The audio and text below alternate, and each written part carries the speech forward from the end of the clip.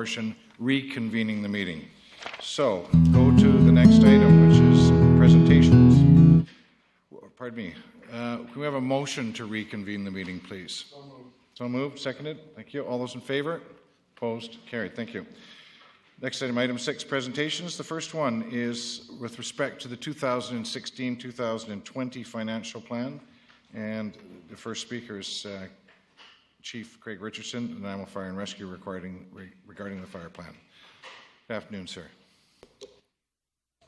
Thank you, Your Worship. Appreciate this opportunity to come before you today and discuss the 2016-20 financial plan as it relates to the Fire Rescue Department. My presentation is going to touch on key budget drivers as we move into the budget review process, and give you some long-term cost implications of the Fire Rescue Department over the term of that financial plan. There's no expectation for Council to make any decisions this evening, and the presentation is designed, as I said, just to provide a broad overview of some of the key financial pressures in the department that Council will want to continue moving forward. I'm prepared to take questions during the presentation, or we can hold them to the end. It's your pleasure.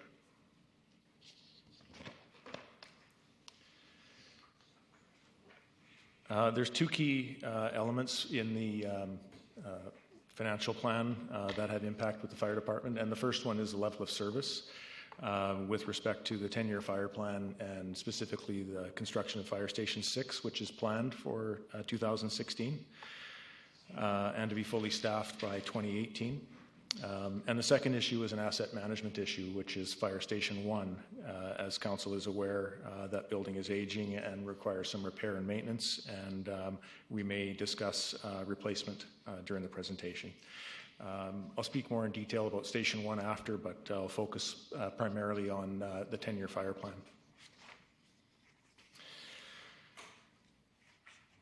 I just want to give a brief overview of the fire plan and how it came about. It started in 2005, and the proposal by the consultant at that time was that we add 2 fire stations and 40 new firefighters, and those fire stations are the Station 4, which is in the Chase River area, which is completed, and Station 6 in the Hammond Bay area, and that we add 4 on-road managers, which are 4 assistant chiefs. Again, the consultant made several other recommendations, but these were the ones that had key financial implications to the city. At that time, in 2005, Council was presented with 3 options to move forward with the plan: 5, 10, or 15 years, and Council of the day selected a 10-year option, and that's how we ended up with our current 10-year fire plan. Where we are in the fire plan, we've implemented, as Council is aware, we're approximately halfway through, and we've implemented 2 assistant chiefs in 2005. In 2008, we constructed Station 4 and provided 10 new firefighters for day shift staffing. And in 2009, 2 assistant chiefs were hired, and in 2010, Station 4 was completed with the hiring of 10 firefighters for full-time staffing. Where that leaves us now is what's yet to complete in the fire plan is the construction of Station 6 and 20 new firefighters. As Council is aware, this plan has been delayed several times since 2009, and I'll discuss those in the next slide. It's important to note that the intent for the development of the new fire stations was for 2 distinct reasons. The first reason was to provide additional response coverage related to getting our first unit on scene within 6 minutes, and I'll talk about the performance measures thereafter. And the second, and probably the biggest driver for Station 6 was additional resources in order to manage larger incidents, which is certainly the reality of today. We've gone from 4,500 incidents a year to approximately 7,000 since the time of the initial study in 2005. The delays, so if you look in the first column here, you'll see the initial 2005 10-year fire plan. And it was in 2009, just as Station 4 was wrapping up, when Council elected to defer the fire plan by 2 years in response to the economic downturn that started in 2008. which changed the timeline for completion to 2016 instead of 2015, so we should have been completed this year. Again, in 2014, at budget deliberations, Council elected to defer the fire plan again, which has us on a path to completion at 2017.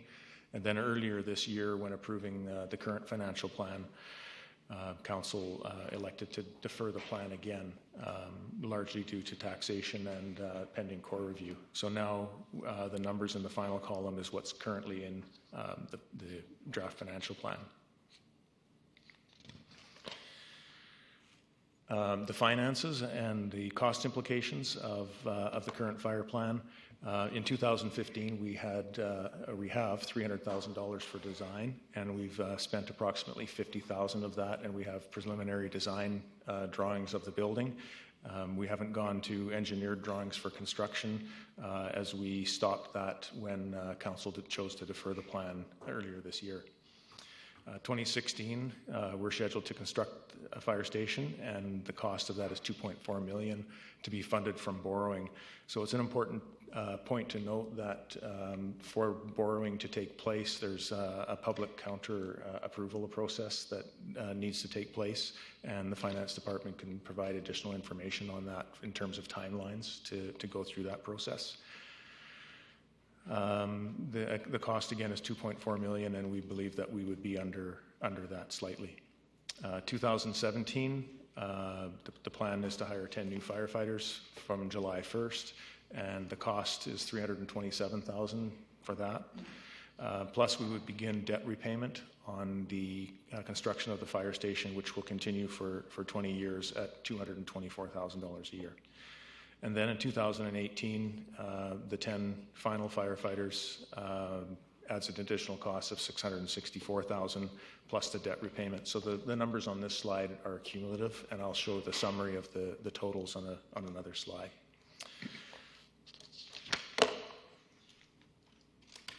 Um, 2019 would be the first full year with all 20 new firefighters, which would then add an additional $437,000 plus the $224,000 for debt repayment.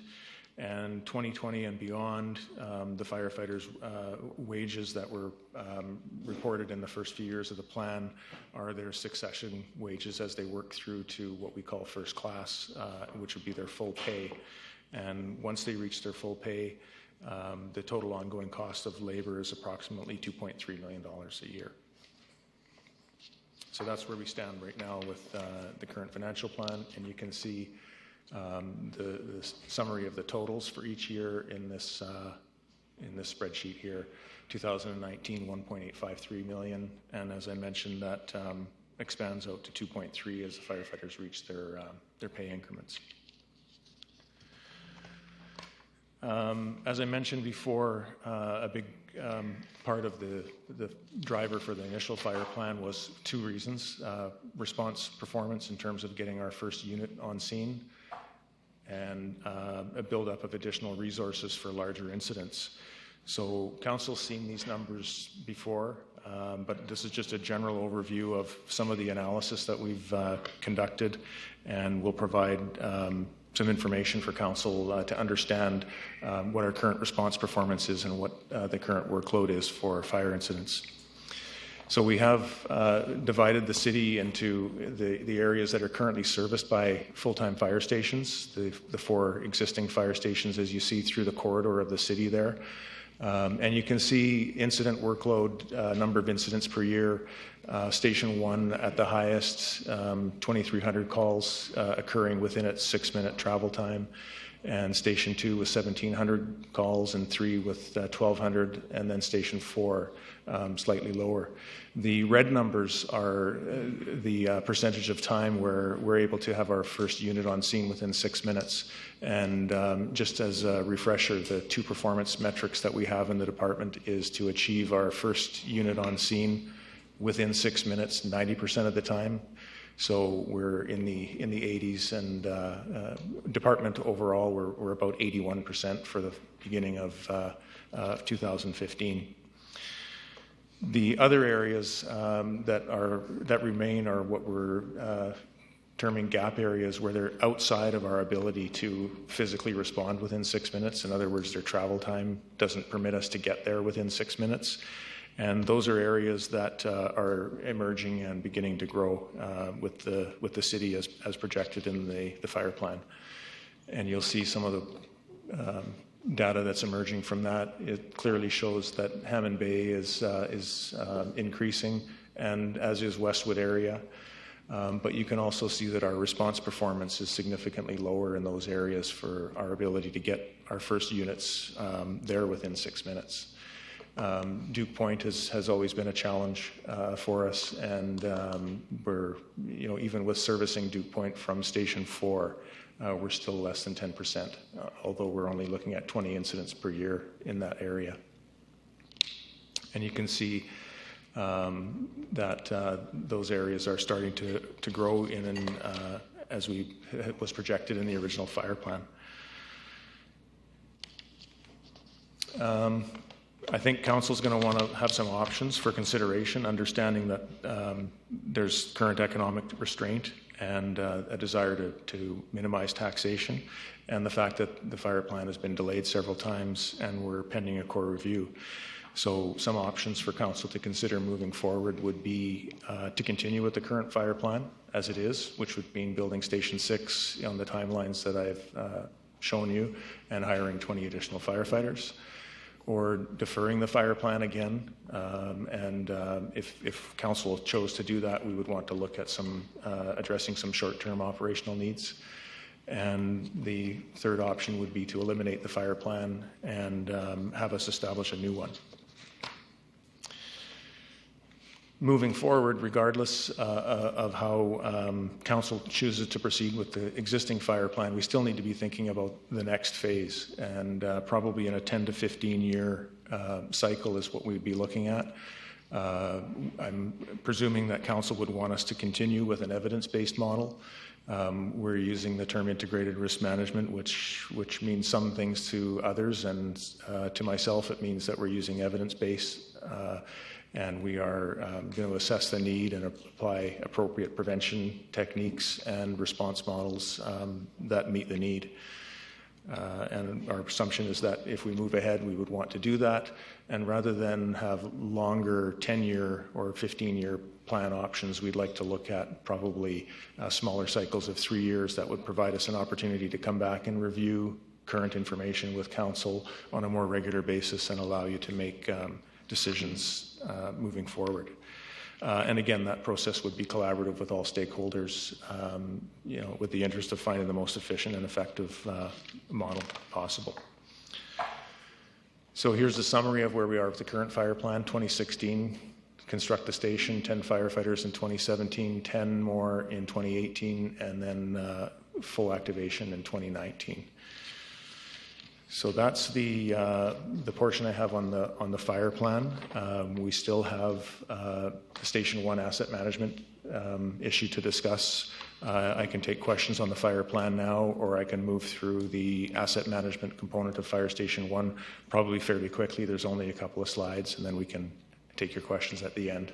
Your Worship, I just wanted to add one of the challenges that we'll have this year, we'll be asking Council is to actually provide us some direction as part of the budget process at least, or before then, regarding the new fire hall.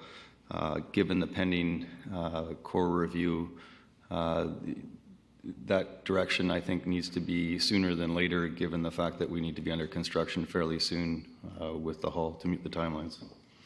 Thank you. Councillor Yoakum. Thank you, Worship. Mr. Richardson, in regards to the data, in regards to we're making going through the fire plan, I might be not quite as quick. Did you mention the 2014 incident numbers, or did I miss it?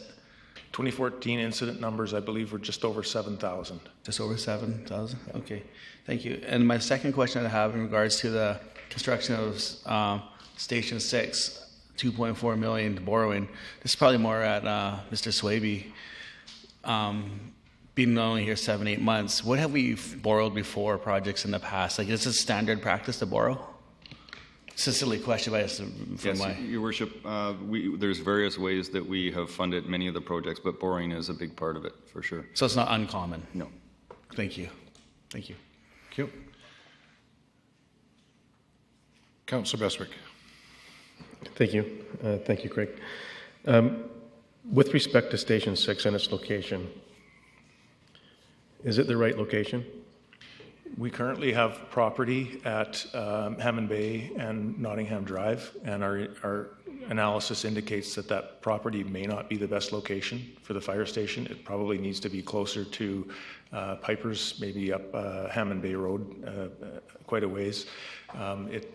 The modeling indicates that there is still a gap between the current Fire Station 3 and the proposed location. Thank you. And a follow-up then, the investment that we've made to date on Station 6, I think you acknowledged it was in the neighborhood of $50,000. So the city owns the property that it's currently designated to be built on. Do you have any insight onto where a site or a location more appropriate to your new modeling might be? We haven't begun to explore what other locations might be available, or it's easy for us to model locations that would provide good coverage. And as well, the coverage is dependent on where the growth occurs and what type of growth in terms of zoning. However, we can model our 6-minute response times from various different locations, but we haven't explored that or any potentially available properties at this point in time. Thank you. Another follow-up. Without Station 6, when we, in the 10-year plan, originally from 2005, when we intended for it to be built pre the crash, and then the readjustments of thinking and financial implications, what have we missed? What have we lost? What has taken place in and around that area that falls outside of the 6-minute optimum response time? And I know there are some. What has happened in that area in terms of incidences that we can't cover within that 6 plus or minus minute range since the time we thought it would be built? How many incidents have taken place in that area? The exact number of incidents, we know that we average just under 350 a year. The specifics on which incidents have occurred, I'd have to do that analysis manually. We've had some significant fires in that area that have been responded to from the other stations. Thank you. Just a suggestion. For me personally, that would be very helpful for me. That would be a benefit for me to know what happened in those areas, or in that area, the specific area in that Hammond Bay corridor that is outside of the existing 6-minute area that would be covered within the new 6-minute area if a fire station was to be built. And whether those calls were, the nature of those calls as well. First responders for traffic accidents or medical or fire or whatever the case is. So I would appreciate that in my deliberation. Thank you. Councillor Brennan. Thank you, Your Worship. I wonder if you could go back to that slide that shows where we are meeting the 6 minutes and the areas where we're not. Is that it? Yeah. So up there in Hammond Bay, we're only able to meet it, say, 32% of the time. To me, that seems excessive. Are we expecting the population of that area to grow? Is there? I don't know whether that would be Toby's area or not. There is There's a couple of bigger multifamily projects proposed in that area. At this time, they're not getting off the ground, I think, because of demand. But there's not a lot of vacant property now, but there are certainly two examples of multifamily that will come in the next 5 to 10 years. Okay. Your worship, and I would add to that, and that is an area that's difficult actually to access as it develops as well. So that's a complicating factor given the slopes that has to be considered. So it's difficult in terms of increasing the numbers that live out there. Is that what you mean? I think it both in terms of densities and response times becomes Yes. more of a challenge as well Yeah. because of the nature of the road system. Exactly. There was, I guess I found it quite interesting that the report that I think we commissioned it in 2005, didn't we? And there were 4,500 incidents, you said, and it forecast about 7 for now. So it's kind of right on, isn't it, that report? And the recommended response times are staying the same. Like generally speaking, across North America, that's the accepted standard. So the incident workload has increased to the expectation of the consultant in 2005. Right. And first unit response in 6 minutes is a very common response objective. It's the only one that's agreed upon, is it not, across the board? That is the response time that is generally agreed upon by firefighting agencies. So there is an international standard that references 6 minutes as the first unit response performance target in the 90th percentile, Right. which was the basis for the target that Council established in 2005. Its adoption in fire departments across North America varies. Some departments have adopted it completely, others have no performance standards whatsoever. Right. But the majority of those that have adopted standards have adopted the international standard. Most are using pieces of it or portions thereof. Yeah. Okay. And unless we have the 4 members, workers' compensation rules say you can't enter into the fire to begin fighting it, or enter into the building. Our workers' compensation rules say that. Yeah, that's correct. Yeah. A few years ago, WorkSafe BC introduced legislation that required 4 firefighters to be assembled prior to making an entry into an area where they were required to wear self-contained breathing apparatus. Right.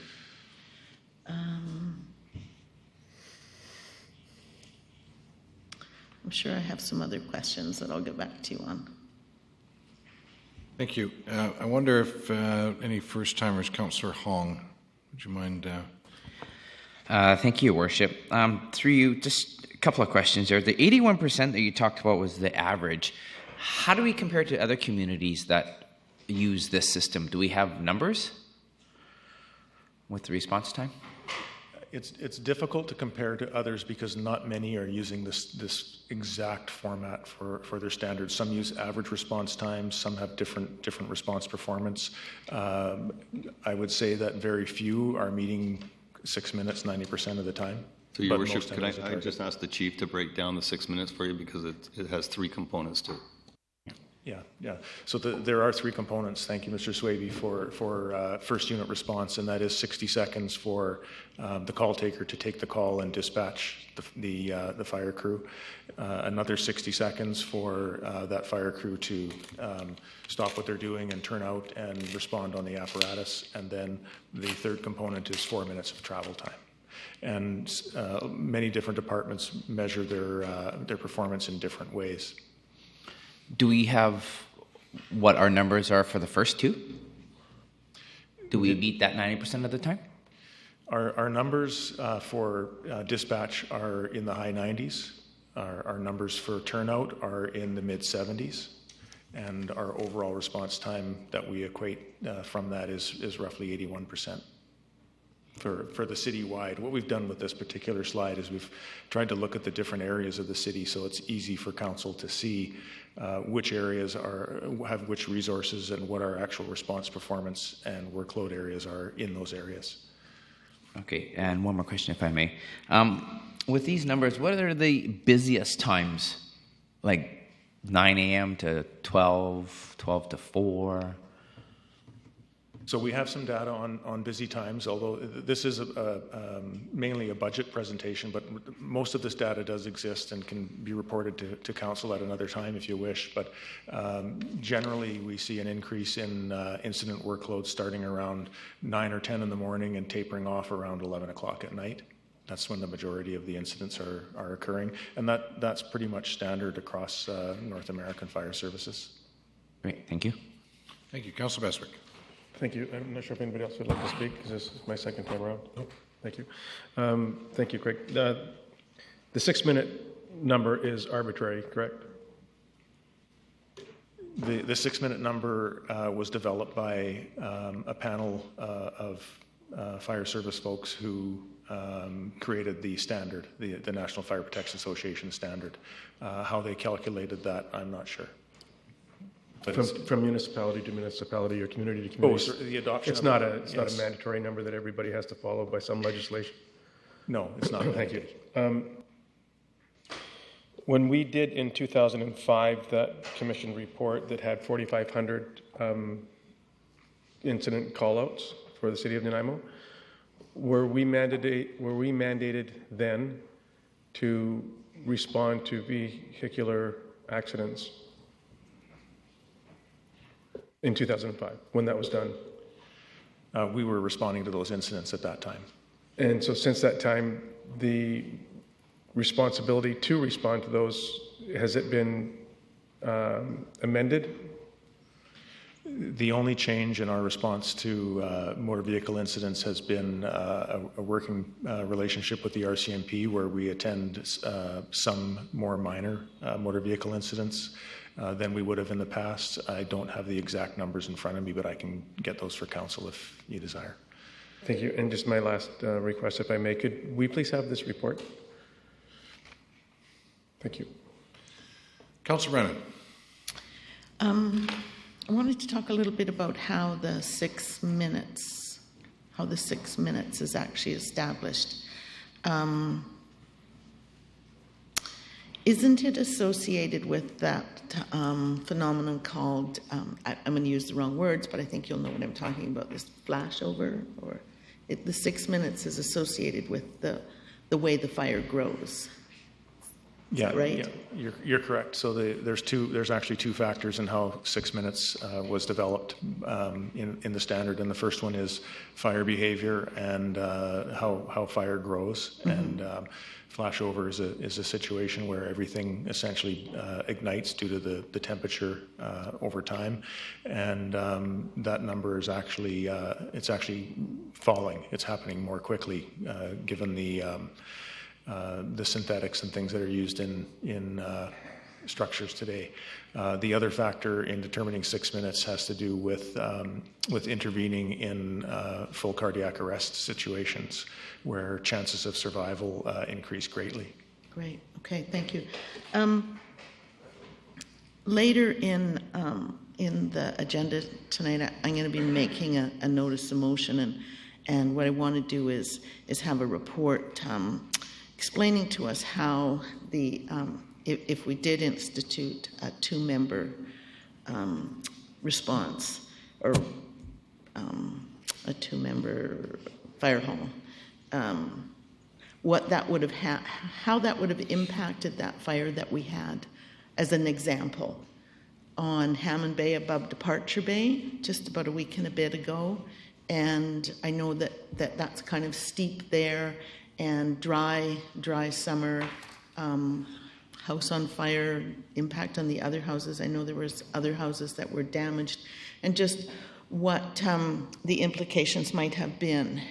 I think there was at least four engines there when I looked at it. So I want to know how this sort of stepped down response will impact fire safety and property damage if we were to go that route in these kind of drought situations where we also have, I understand that the Hammond Bay has got some steep slopes. So those are interactions that I want to know more about before I could even begin to contemplate the answers to some of these. Although I think even without that information, I could say at this point, it looks as though 4-member engines and a new fire hall in the north end would be very effective anyway.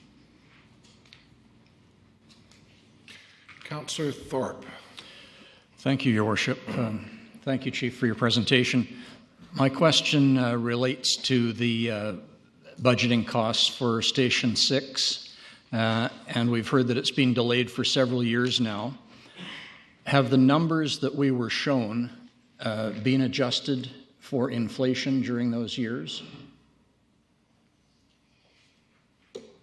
In other words, the cost originally to build that station as opposed to the cost this year and looking ahead to future years?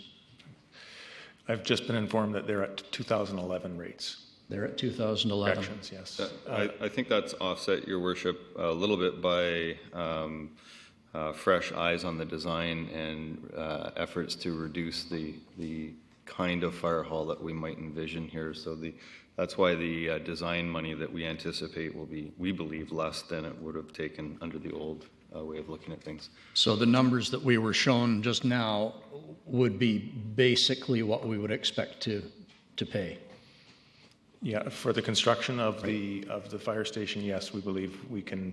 As Mr. Swaby said, we've had a close look at it and have downsized what the initial recommendation was for that fire station to something that would be under that budget. Okay, thank you. Thank you. So seeing no further questions, maybe you can move on, Chief, to the asset management, all one. Thank you. So I'll catch up here. So the current issue with Fire Station 1 is, as Council has been aware through other conversations that we've had around the building, is it was built in 1967, so it's getting close to 50 years old. And there's currently no plan for replacement. We've spent some money on the building over the last several years, and in 1999 we did spend $1 million on seismic upgrading. And it's now estimated that the building meets about 85 to 90% of the 2012 building code. We believe it's in the right location right now for response coverage. And there are several projects planned, just general repair and maintenance projects that are planned for the fire station just to keep it operating given its age and condition. So in 2015, Council has approved $220,000 for the roof, $68,000 for some small painting and millwork flooring projects, and the heating and ventilating system replacement at $82,000. Those projects have not yet commenced. We have other projects that we're working on at this point, and those are scheduled to commence prior to the end of the year. In the 2016 to 20 draft financial plan, there are additional projects to a total of $325,000, all general renewal projects on things that are just worn out. So those are the projects that are planned. If we were to look at replacement, it's based on its current size at 17,000 square feet. We estimate approximately $400 per square foot to replace. Gives us a total cost of $6.8 million. It could, we could be creative and look at including other agencies, BC Ambulance and RCMP, and there has been, the word has been used, public safety building, perhaps. And I know that other areas are doing this. The City of Richmond, for example, is currently in the process of building a fire station that will have joint quarters for BC Ambulance Service personnel. And we have some potential funding sources available if Council were to look at that. The asset management projects that I had just finished mentioning total $709,000. So it is an option to cancel those if Council wanted to look at a replacement plan. The current building that the fire administration is in at 580 Fitzwilliam has an estimated value of $1.5 million after the roof and some seismic work is completed, which is being done this year. And there's, again, the potential for additional revenue from other partners or other departments or agencies. Some options. Pretty much there are two options listed here for council. Continue with the capital projects and defer planning for replacement beyond this financial plan. Or we could look at discontinuing those projects and begin a replacement plan for the fire station. And that's the conclusion of that asset management component. Any questions from council concerning the second portion of the... Councilor Beswick. Thank you. Thanks again, Craig. You indicated that you believe that Fire Station 1 is in the right location? Yeah, we actually just did some modeling just recently, and we were able to ascertain that we've heard mention of moving it up further on 3rd Street. So we modeled the location from Nick and NAC if we were to relocate up into that area. And it represents essentially about a 1/3 loss of incidents that are occurring in the downtown area. So the number of incidents that we're capturing right now in the downtown area, by relocating that fire station, we're going to lose a large portion of those incidents. We would pick up some of the incidents in the Westwood area, although there's fewer of them in that area, as the previous visual had explained. Thank you. And you mentioned that there's some seismic work being done on on your office. Sorry, the old library. And for those that go back a long way, which just means you're old. Can you tell me how much that represents? Like what the amount of that seismic upgrade is? I don't have the exact numbers in front of me. Toby, do you have them? No, I don't have the exact numbers, but we're spending $220,000 $220,000 on the roof. The reason why we're doing the seismic now is once the roof structure, the roofing is off, then we can put a new diaphragm on the roof to carry that seismic portion forward. That's the only time you can do it when we're roofing. But I believe it's in the $150,000 to $200,000 range for the seismic upgrading. So we had the building appraised, and one of the things the appraiser said, if you do both the roofing and the seismic, then it's going to increase the value of the building to a point, as mentioned, to approximately $1.5 million. So then in 2016, we're investing approximately $400,000 into that building for seismic and roofing. That's correct. Yes. And I trust, sorry if I may, so I trust that the reason that we established what the value of that property is would be in the event that we would wish to sell it for reinvestment somewhere else. Yes. So would we be making an assumption by investing the $400,000+ for a roof and seismic that that building would be something that somebody wants to use as opposed to a knockdown and build something else?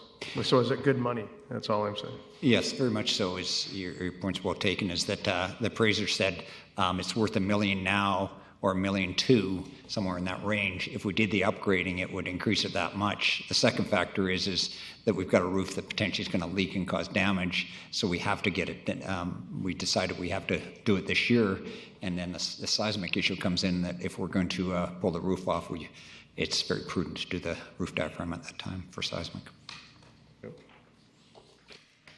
Councillor Hall. Thank you, Your Worship. Thanks, Craig. How many buildings do you guys actually occupy right now, like in the downtown core? In the downtown core, there's just the Fire Station 1 and the old library at 580 Fitzwilliam. Okay, and then you guys aren't across the street anymore? No. Okay. I wasn't exactly sure if that was still you guys or if that was RCMP. That's correct, yes. Okay, thank you. Thank you. Seeing no further questions, call for a motion to receive the delegation, please.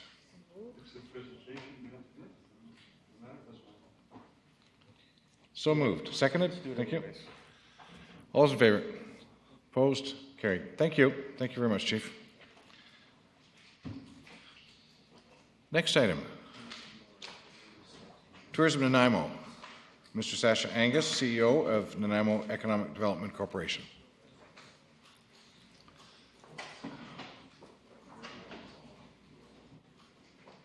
Thank you to the Mayor and Council for having us today. As you can see, I'm not Sasha. Andre Sullivan, the Chair of the Nanaimo Economic Development Corp. Normally I would be just stepping up here to turn it over to Sasha to give you a bit more of an economic development update.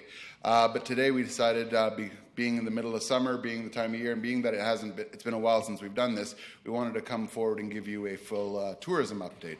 So I just want to recognize the members of the TLC and my board who have come today, and more than anything, turn it over so you guys get a chance to hear from Leslie directly. Leslie's been with us for about a year and a half. She took over most of our tourism operations at that point, and we've been thrilled. We've had a great summer so far. The tourism numbers are up. And I wanted to turn it over to Leslie Anderson to give you a little bit of a synopsis as to how we've done so far this year. Leslie. Thank you, Your Worship, Council.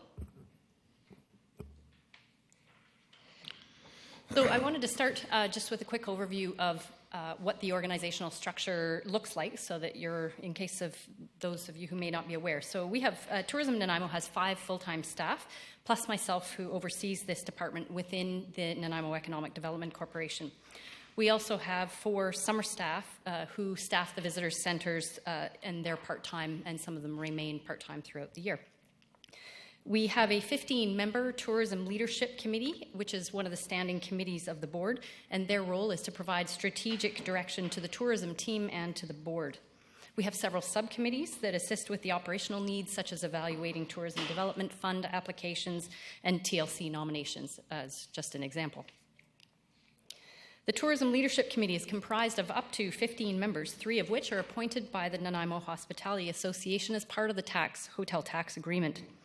Annually, we go through a nomination process that starts towards the start of the year, similar to that of the Nanaimo Economic Development Corporation, and we turn over up to 1/3 of the committee members. The TLC members are selected using a skills matrix and looking to ensure that we have broad representation from a variety of sectors and tourism-related organizations throughout Nanaimo and region. Where we have come from and where are we now? Prior to the formation of the NEDC, the City of Nanaimo funded 2 tourism organizations, Destination Nanaimo and Tourism Nanaimo. We know that development is a priority for Nanaimo, and within our tourism budget, just backing up, so prior to that, approximately $925,000 was spent in 2009 when you convert that to 2014 dollars to support both Destination and Tourism Nanaimo. Looking forward to 2014, that budget is now approximately $734,000, the 2014 value of NEDC spending on tourism activities. And we know that tourism development is a priority within the tourism industry for Nanaimo, and because of that, we have $125,000 of our tourism budget, which is earmarked annually for the Tourism Development Fund. This is a pot of money which is made available to proponents who want to undertake product and destination development activities to grow the tourism economy in Nanaimo. Tourism Nanaimo in its current form undertakes more marketing, destination development, and visitor servicing activities than the former 2 organizations did in combination, and include activities such as those that are listed here. Tourism is a constantly evolving and changing industry, and new and additional activities are undertaken to respond to those evolving market needs, such as the need to develop group product or support group business for things like the China market, and also to support the meetings and conventions industry. We also now administer 3 grants programs: the Tourism Development Fund that we call the TDF, Sport Grants, and the new Hotel Tax Grants program. This entails overseeing the administration and related to 10 grant intakes annually and all of the administration disbursement agreements and so on that go along with those. We also know that marketing has changed significantly. Marketing channels and reaching travelers is becoming more and more fragmented. We now do both marketing online and offline through a variety of tactics and channels that include Facebook, Twitter, Instagram, Pinterest, and YouTube, in addition to the traditional marketing campaign work that we have done in the past. And as an arm's-length corporation, we also adhere to more formal governance activities for the board and TLC, which include reporting, planning, and including an increasing emphasis on measurement. Tourism has a lot of acronyms. For those who may not be familiar with the acronym DMO, that means a Destination Marketing Organization, and that's what Tourism Nanaimo is. This slide shows that Nanaimo's tourism funding in a global context, 34% of DMOs worldwide, including the United States, have funding less than $2 million. We're a small DMO that's working to position ourselves in a highly competitive global tourism market. Within our local competitive set, Victoria has a budget of $4.8 million, funded through 2 destination marketing fees. Both Parksville and Tofino have budgets approximately 2 to 3 times what we have. However, we undertake similar activities, just on a little bit of a different scale. Given our limited resources, we do a lot with what we have. We work to leverage our funding to the maximum possible with various partners and to grow our impact, and we strive to achieve the best return on investment possible. The role of DMOs has been shifting. If I'd shown you this slide a couple of years ago, the top activity would have been number 4, Destination Information Resource. Technology is rapidly changing this role and bringing more players into the area into that area. Destination marketing organizations, Tourism Nanaimo included, are now the stewards and promoters of the destination brand. This work includes monitoring the destination experience and responding to travelers' demands through destination and product development, which is number 2. Tourism Nanaimo has been shifting its activities to follow this trend. Our increased presence online through social media, our leveraged marketing campaigns, and our content development and marketing are all working to strengthen Nanaimo's competitive positioning and communicate our destination's competitive strengths. Tourism Nanaimo undertakes activities in roles 1 to 6 in this chart, where other organizations within Nanaimo undertake activities 7 through 10. In 2012, our tourism strategic plan was published. This plan outlined 5 key areas of focus, which we can see here. In the coming slides, I will touch on the activities that are tied to achieving these strategic goals. The Tourism Leadership Committee's role is to provide strategic direction to Tourism Nanaimo in a way that ties back to the tourism strategic plan. For 2015, we were directed to focus on what we have, marketing it more effectively and efficiently, and to focus on our local community because we have such a large proportion of visiting friends and relatives. This visiting friends and relatives segment of the market represents approximately 35% of our visitation, according to our visitor experience survey. This is a large proportion of our leisure tourism market. This means that we also have 125,000 residents in Nanaimo and region who we can leverage to be our best tourism champions and advocates. There is great potential in Nanaimo also for the meetings and conventions, events and festivals sectors. However, this represents longer-term growth potential. It takes years to build these markets. We're intending and deliver consistent effort and presence in these sectors to aim for future growth. Finally, we also have a great partner in Tourism Vancouver Island and also in Destination British Columbia. We lean on these organizations heavily and partner with them wherever possible to leverage their funding and reach markets beyond our own focus. We focus on the geographic markets where we have direct inbound access. That includes Alberta, BC, the Lower Mainland, and the Pacific Northwest. So I'd like to talk a little bit about our marketing activities. The Explore Nanaimo campaign was designed as a tourist in your own town initiative, generating interest and awareness amongst locals about all the incredible things to do in Nanaimo and region. Awareness and trial drive pride of place. It's the longest campaign that we've ever run, and this campaign was launched in May and runs through the end of September. I know some of you have been engaged with it. In fact, Your Worship, we have you with your tourism passport. And so this campaign is running through the end of September and has a passport of tourism specials to entice locals to get out and explore Nanaimo. The tourism passport offers monthly specials of 25 to 50% discount on tourism-related activities and merchandise. We use contests and promotions to engage locals on a daily basis to share their experience and photos through social media. The mid-campaign results that we've seen to date have been phenomenal and exceeded our expectations. Our tourism partners, our local tourism businesses, have filled the passports with their specials in record time, and campaign engagement has been exceptional, helping to grow our audience. You can see that it's significantly increased our social media audience, and we've had 1,800 passports or more distributed and 6,000 website visits. So So this is our local market campaign. We then have a Share Vancouver Island campaign. This campaign is primarily delivered online, and we partner with Tourism Souk, Tourism Tofino, and Blackball Ferry in an effort to grow awareness about Vancouver Island destinations beyond Victoria. With this year's campaign, Blackball Ferry has stated that its Washington and Oregon traffic is up 10 to 15% over last year. They are reporting significant increase in requests at their tour desk for information beyond Victoria, and seeing people who are looking for information who want to go touring around the island. And they also get a lot of people requesting information on Nanaimo bars, which is one of the key things that we promote. So Blackball Ferries is a great partner because they represent the conversion metric. They're the ones who see the traffic that comes across and can count it on the ferries.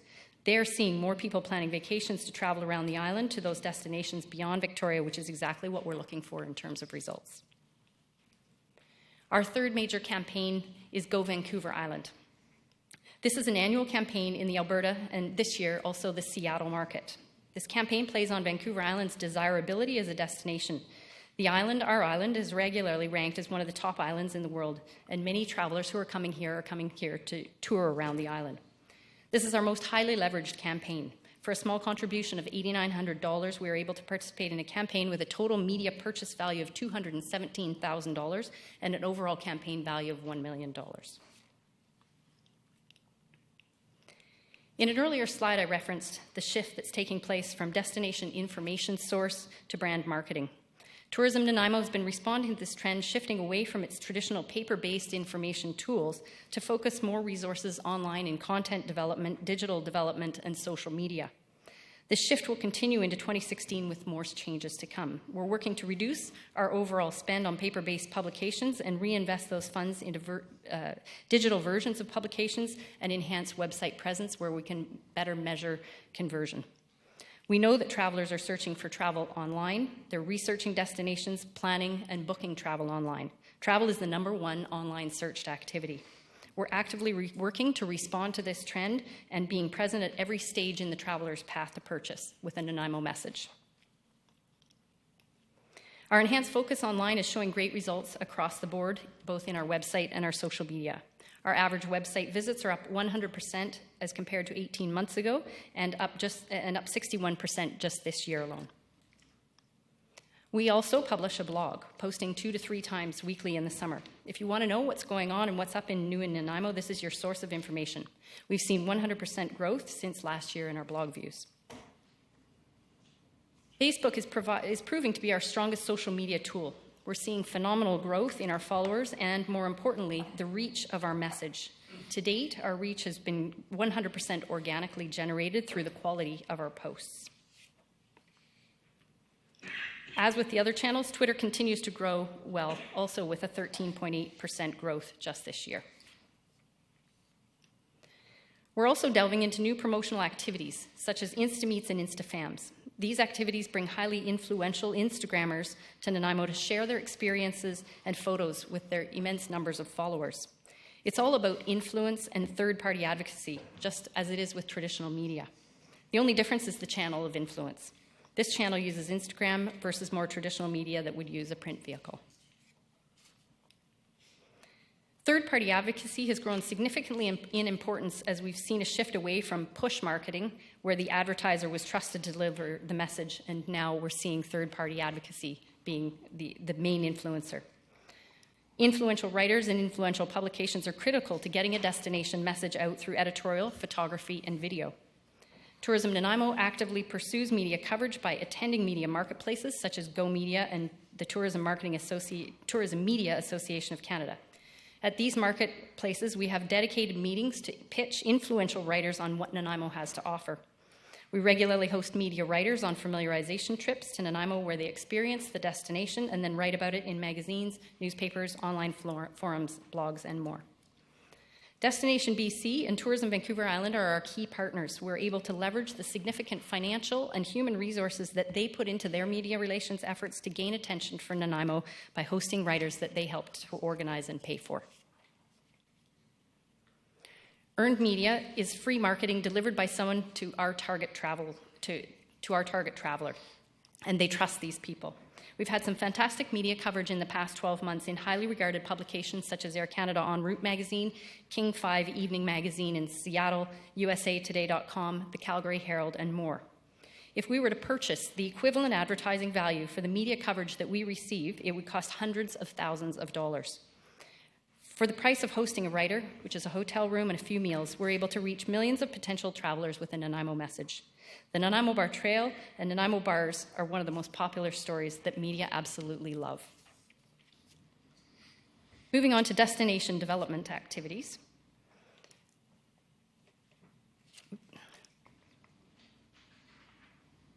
Tourism Nanaimo plays a supporting role in product development in a variety of ways. Helping to provide economic figures to support feasibility studies and business plans, making introductions to key players, and in the case of the Deep Discovery Centre, helping to move the project along in its initial stages ourselves. This year, we've supported the Mount Benson Gondola development through a fam trip to the Sea to Sky Gondola over in Squamish to learn best practices and understand what needs to go into the feasibility and business planning process for this type of a venture and learning from experts in the field. We provided similar support to the Snuneymuxw First Nations, visiting 2 other First Nations cultural centres to help them gather information for the planning around Newcastle Island's cultural and heritage facilities. And we've been working to move the Deep Discovery Centre from concept to feasibility into business planning. We also administer the 3 grants programs that I mentioned previously. So we have the Tourism Development Fund, which is $125,000 annually, the Sport Grants Fund, which is $20,000 annually, and the new Municipal Regional Hotel Tax program, which will be approximately $500,000 per year. The Tourism Development Fund allows Tourism Nanaimo to play a supporting role in product development and destination development without having to be the lead organization ourselves. We're able to support organizations that have ideas for development, and examples of projects that have been funded through the Tourism Development Fund that wouldn't be where they are without this fund include the ENN Trail Initiative, NS3 and the Science Centre, the Nanaimo Mountain Biking Club and the trails that they've been building, and the Newcastle Island Business Development Plan. The Sport Grants program was new for Tourism Nanaimo this year. We've had 2 intakes and have 1 more in October. The estimated economic impact of these funded sporting events through 2015 is approximately $4.5 million.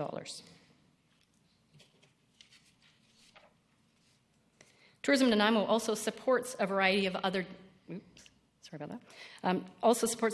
destination development efforts, as well as those related to product development. Sport tourism is a key contributor to our tourism economy. We attend the Canadian Sport Tourism Association annual conference to meet key sport organizations where we have the potential to pitch our destination and bid to bring events to Nanaimo in the future. We've been working to build our website presence and online tools to support sport organizations who want to host events here, as well as our local sporting groups to help them attract more tournaments to town. And we actively work with the city's Parks and Recreation Department and Pacific Sport through the Sport Steering Committee. This year we had a great win in the area of travel trade development. Together with Parksville Qualicum Beach Tourism, we were able to attract 10 of the top buyers from Chinese and Japanese tour operators who came over from Richmond to central Vancouver Island on a familiarization trip. We showcased the best that Nanaimo has to offer to entice these tour operators to build new itineraries that include Nanaimo in their brochures. And we're supporting the 3 cruise ship visits with visitor services. Guest satisfaction from the ships regularly show that visitors to Nanaimo feel warmly welcomed by Tourism Nanaimo and the DNBIA staff and volunteers. They love the Nanaimo experience, and our hotels have confirmed that many of these travelers have returned to visit Nanaimo at a later date. We've also been working closely with the Convention Centre to support the meetings and conventions side of the business as well. In fact, we just recently released a new destination marketing piece specifically for the meetings and conventions industry, where we partnered with Parksville Qualicum Beach Tourism and the Convention Centre. We maintain a variety of stakeholder programs and opportunities that give businesses an opportunity to extend their reach and exposure with travelers. Our programs continue to grow in popularity year after year, and they're proven to bring visitors to the doors of those who participate. We've heard that from many of them. We also provide education and networking sessions. And most recently, in partnership with the DNBIA and the Chamber of Commerce, we've been working on a Tourism Matters calendar. The objective of this is to shine a brighter light on the tourism industry and foster greater collaboration and strength with the industry. Also to leverage each other's human and financial resources to put on great events that bring the tourism industry together and grow its strength. 9 years in the making, the Nanaimo's hotel tax program was passed at the end of 2014, and the grants program just went live last week. These grants will provide approximately $450,000 to $500,000 in funding to event organizers who can bring new incremental overnight visitation to Nanaimo. In June, together with the Nanaimo Hospitality Association, we hosted 4 meet and greets sessions for the public to talk about the program. We are now open and beginning to take applications. Submissions will be evaluated quarterly.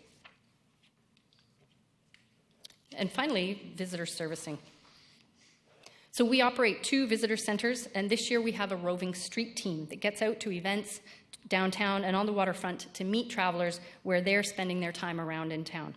We've supported a variety of events, including Dragon Boat, Silly Boat, Marine Festival, and we're out on a daily basis providing visitors with information, maps, and promotional items. Our roving street team has talked to 549 people so far this season. We're currently gathering data for our 3rd visitor experience survey. Results will be available in the fall. This data helps us to better understand who is coming to Nanaimo, what their motivations are, and how we need to evolve our marketing and visitor services to meet their needs. Because we know that visitors who come to Nanaimo don't necessarily always wind up at our visitor center, we also reach out to other visitor centers to provide their staff with training and information on Nanaimo and region.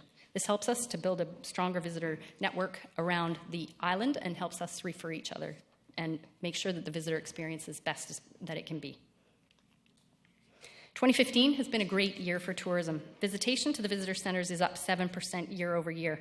We're seeing increasing numbers of Americans and out of BC travelers, which is great for our tourism economy, as these travelers contribute substantially to our tourism economic impact. They are higher yield travelers who tend to spend more and stay longer.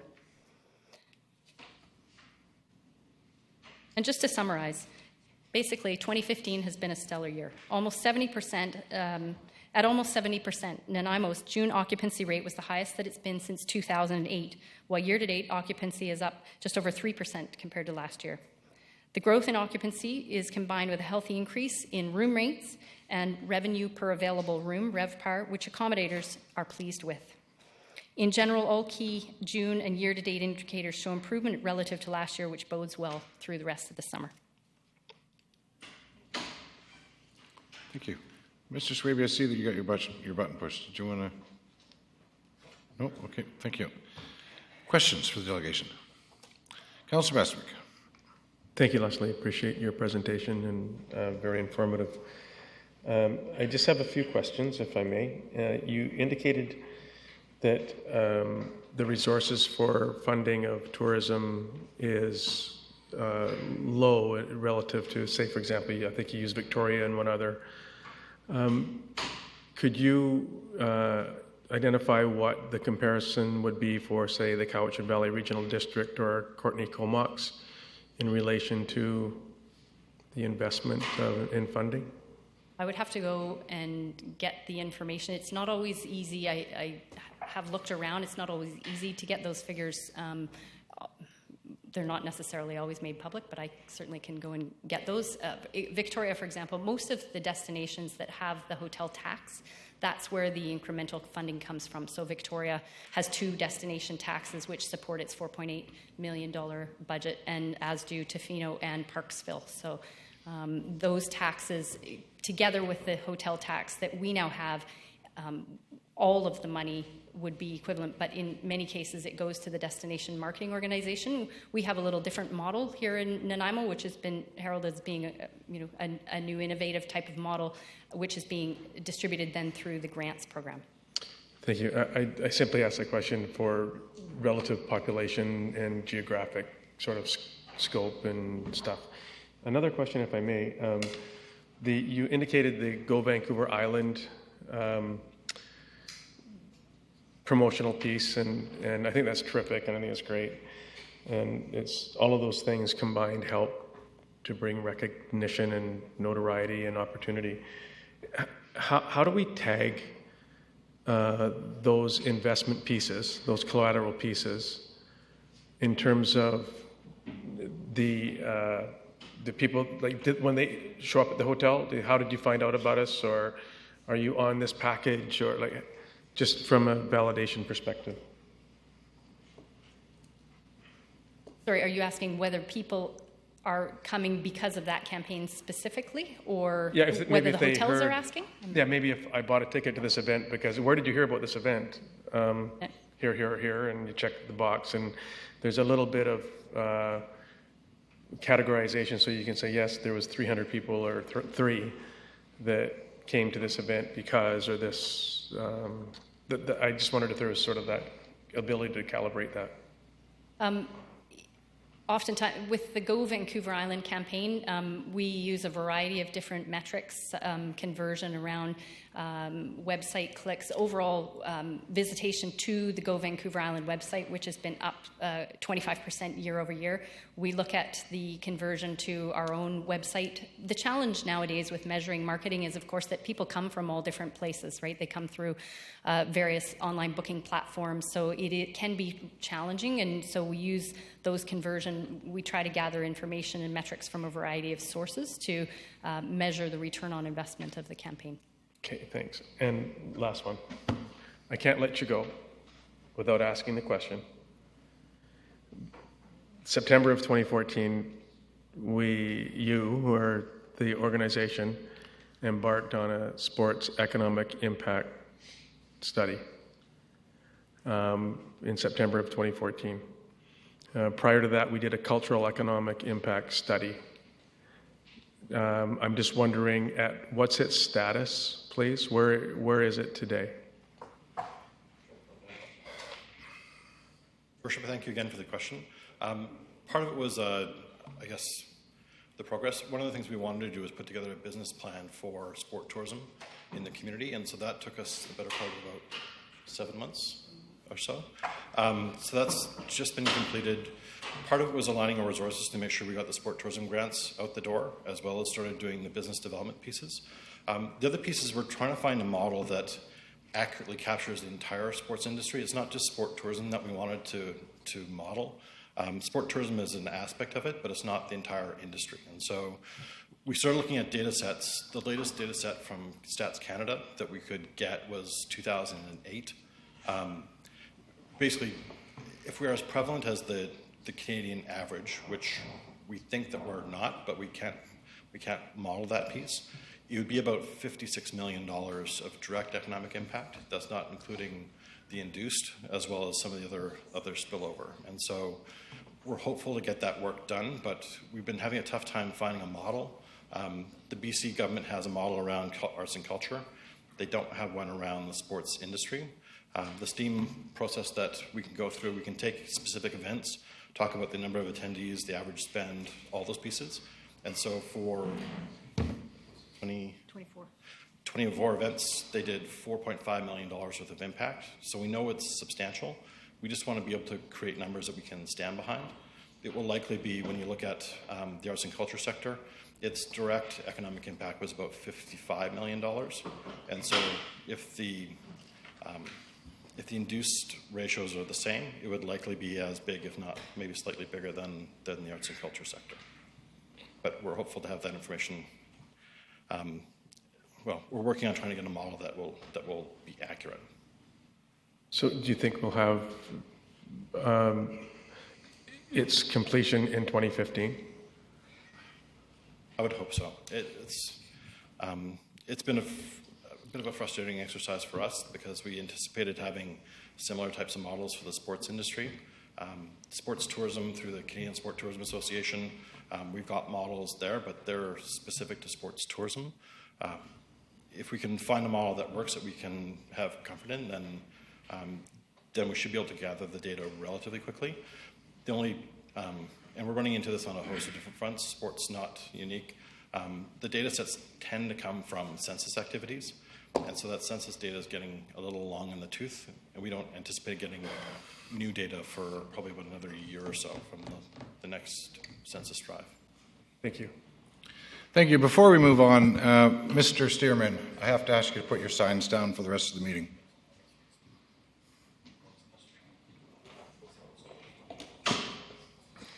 Mr. Stearman, do you intend to keep your signs down for the rest of the meeting?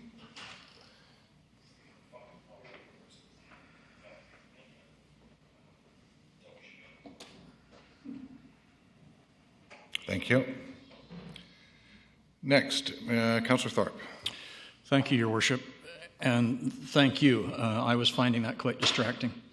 Thank you, Ms. Anderson, for your presentation, and Sasha, and thank you for your efforts. I, like Councillor Bestwick, was curious about sports tourism, so you've partially answered that aspect. I'm wondering if you could just very quickly give me some sense of the feedback that you've received from your visitor experience forms. What brings people to Nanaimo? Is it festivals? Is it just our natural environment? Can you get a sense of what our real strengths are that we can build on? It's a variety of things. We see a lot of people who are coming for the beach, the harborfront. I'd be happy to provide you with a copy of the 2014 and the 2013 Visitor Experience Survey results, which will give you, it's a very interesting read. We're working through our third year to try to get a consistent source of data so that we can sort of accumulate the data over several years and be able to take an overall look at it.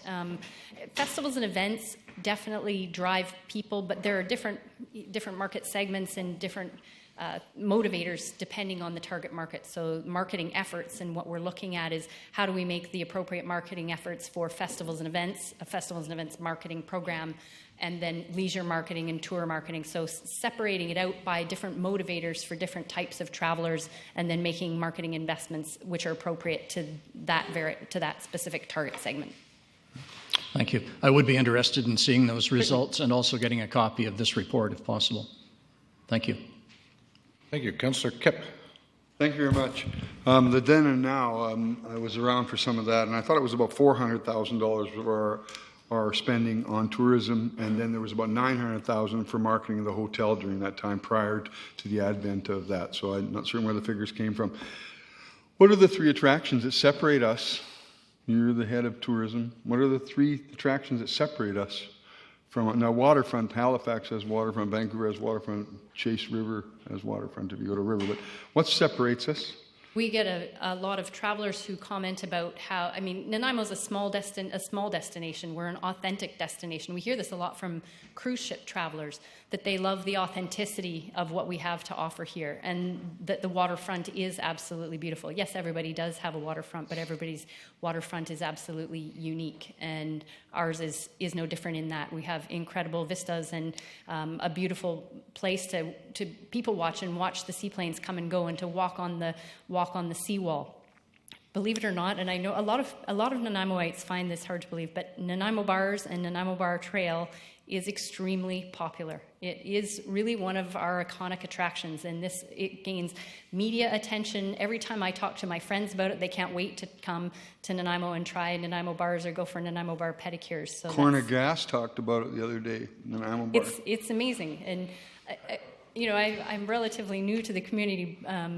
But some people do laugh at it, but it's actually, this is one of the most popular things. Our website is showing that it's one of the most popular things that people click on. It's unique and authentic. Most popular thing on the website, but how many people come here for it? To me, the website, all the development of the website is great.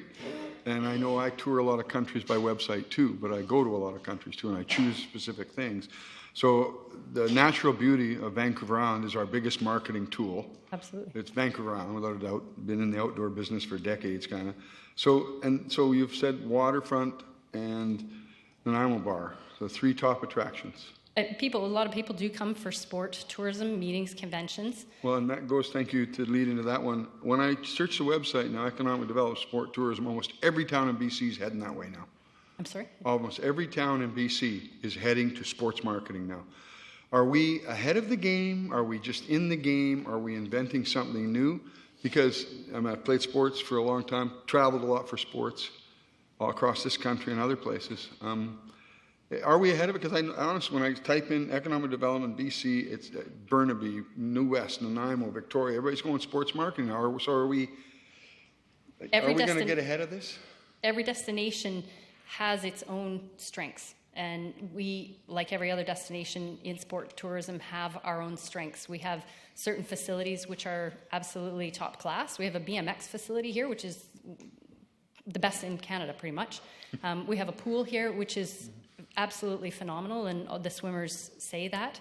We have some great, strong teams. We have a very strong paddling community. So the sport, the sport efforts that we do in terms of sport tourism marketing have to be around what our strengths are, just like what our destination marketing has to be is around what our strengths are, which is things that we're authentically known for, and that we, as often Nanaimo Waits, we take it for granted, how beautiful our waterfront is, and what an incredible and authentic destination and welcoming and warm destination that we are.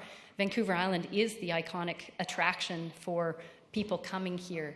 It's about Vancouver Island, but we are the gateway, and we will always be the gateway to the northern part of the island. And so I think our other attraction is that we are a gateway for being able to see other parts of the island, but stay right here where we have great food, we have hotels, we have some nightlife. Because let's say if you go down the road, and I'm not dishing my Parksville by any means, but we have a more vibrant community nightlife, restaurant scene, and so on. So for those types of travelers who want that type of experience, they stay here. Thank you. Councillor Yoakum. Thank you, Worship. Thank you, Ms. Anderson, for the presentation. Is a question that I have in regards, sort of off Councillor Thorpe's conversation around data around the sports tourism. I'm just wondering, and I'm also for like promoting the arts and those events, having the theater, etc. But in regards to the sports, would it be worth the investment in lights? Because we don't have, like, when you think of some sports facilities, like I know the turf fields do at Murray Logan, but have these sports tourism where we can have people playing whether it's their games all through the night, etc. Because it's such a big industry. And also, I'm sort of all over the map here, and I'm thinking about the Sanemo when they just hosted the Oneida junior basketball tournament here, and that was being from that community as well, just knowing how much money our peoples in that area pumped into Woodgrove. You can go to Woodgrove during that week, and Foot Locker was probably just booming. But anyways, I'm generalizing, it's a fact, and I think at the Easter tournament, for the First Nations soccer tournament every year down in Victoria, it's such a economic boost for those cities. And thirdly, the Old Native basketball tournament they have every year in Prince Rupert, which is their probably main economic tourism event up there. So somehow seeing I know it works, if we can somehow encourage not just the First Nation events, but events in general as such, and maybe amalgamate and coordinate more joining together, it'd be great. So I just want to touch on I'm a fan of sports tourism, I was witnessing it. But also I was in Tofino on the, whatever weekend we just had, a long weekend last weekend. So I think me and Andre touched on this once, as we're talking about how many, and how many people go to Tofino a year? Like millions? Don't have that figure. I think whatever it is, they have to, majority come through here. So hopefully we're looking at ways we can get them just to stop for a little bit here in our backyard, besides getting off the ferry or seaplanes and bombing up to Tofino. So I get those areas have their own destination, but we're where everyone has to go. So I think you guys are doing a great job, and I look forward to seeing where we can be a support and encouraging tapping into these people going through the hub city. And we've always been the hub city, like long before, sorry about my soapbox here, guys, is pre-contact, this was the hub city for First Nations all around. So this was a hub city before contact, actually. First Nations from all around, this was where we're geographically located. So it's been a hub city for this where we're located. So I hope we can carry on being a hub city. People are going to come here, and we got to capitalize on that opportunity. Thank you. Thank you. Councillor Brennan.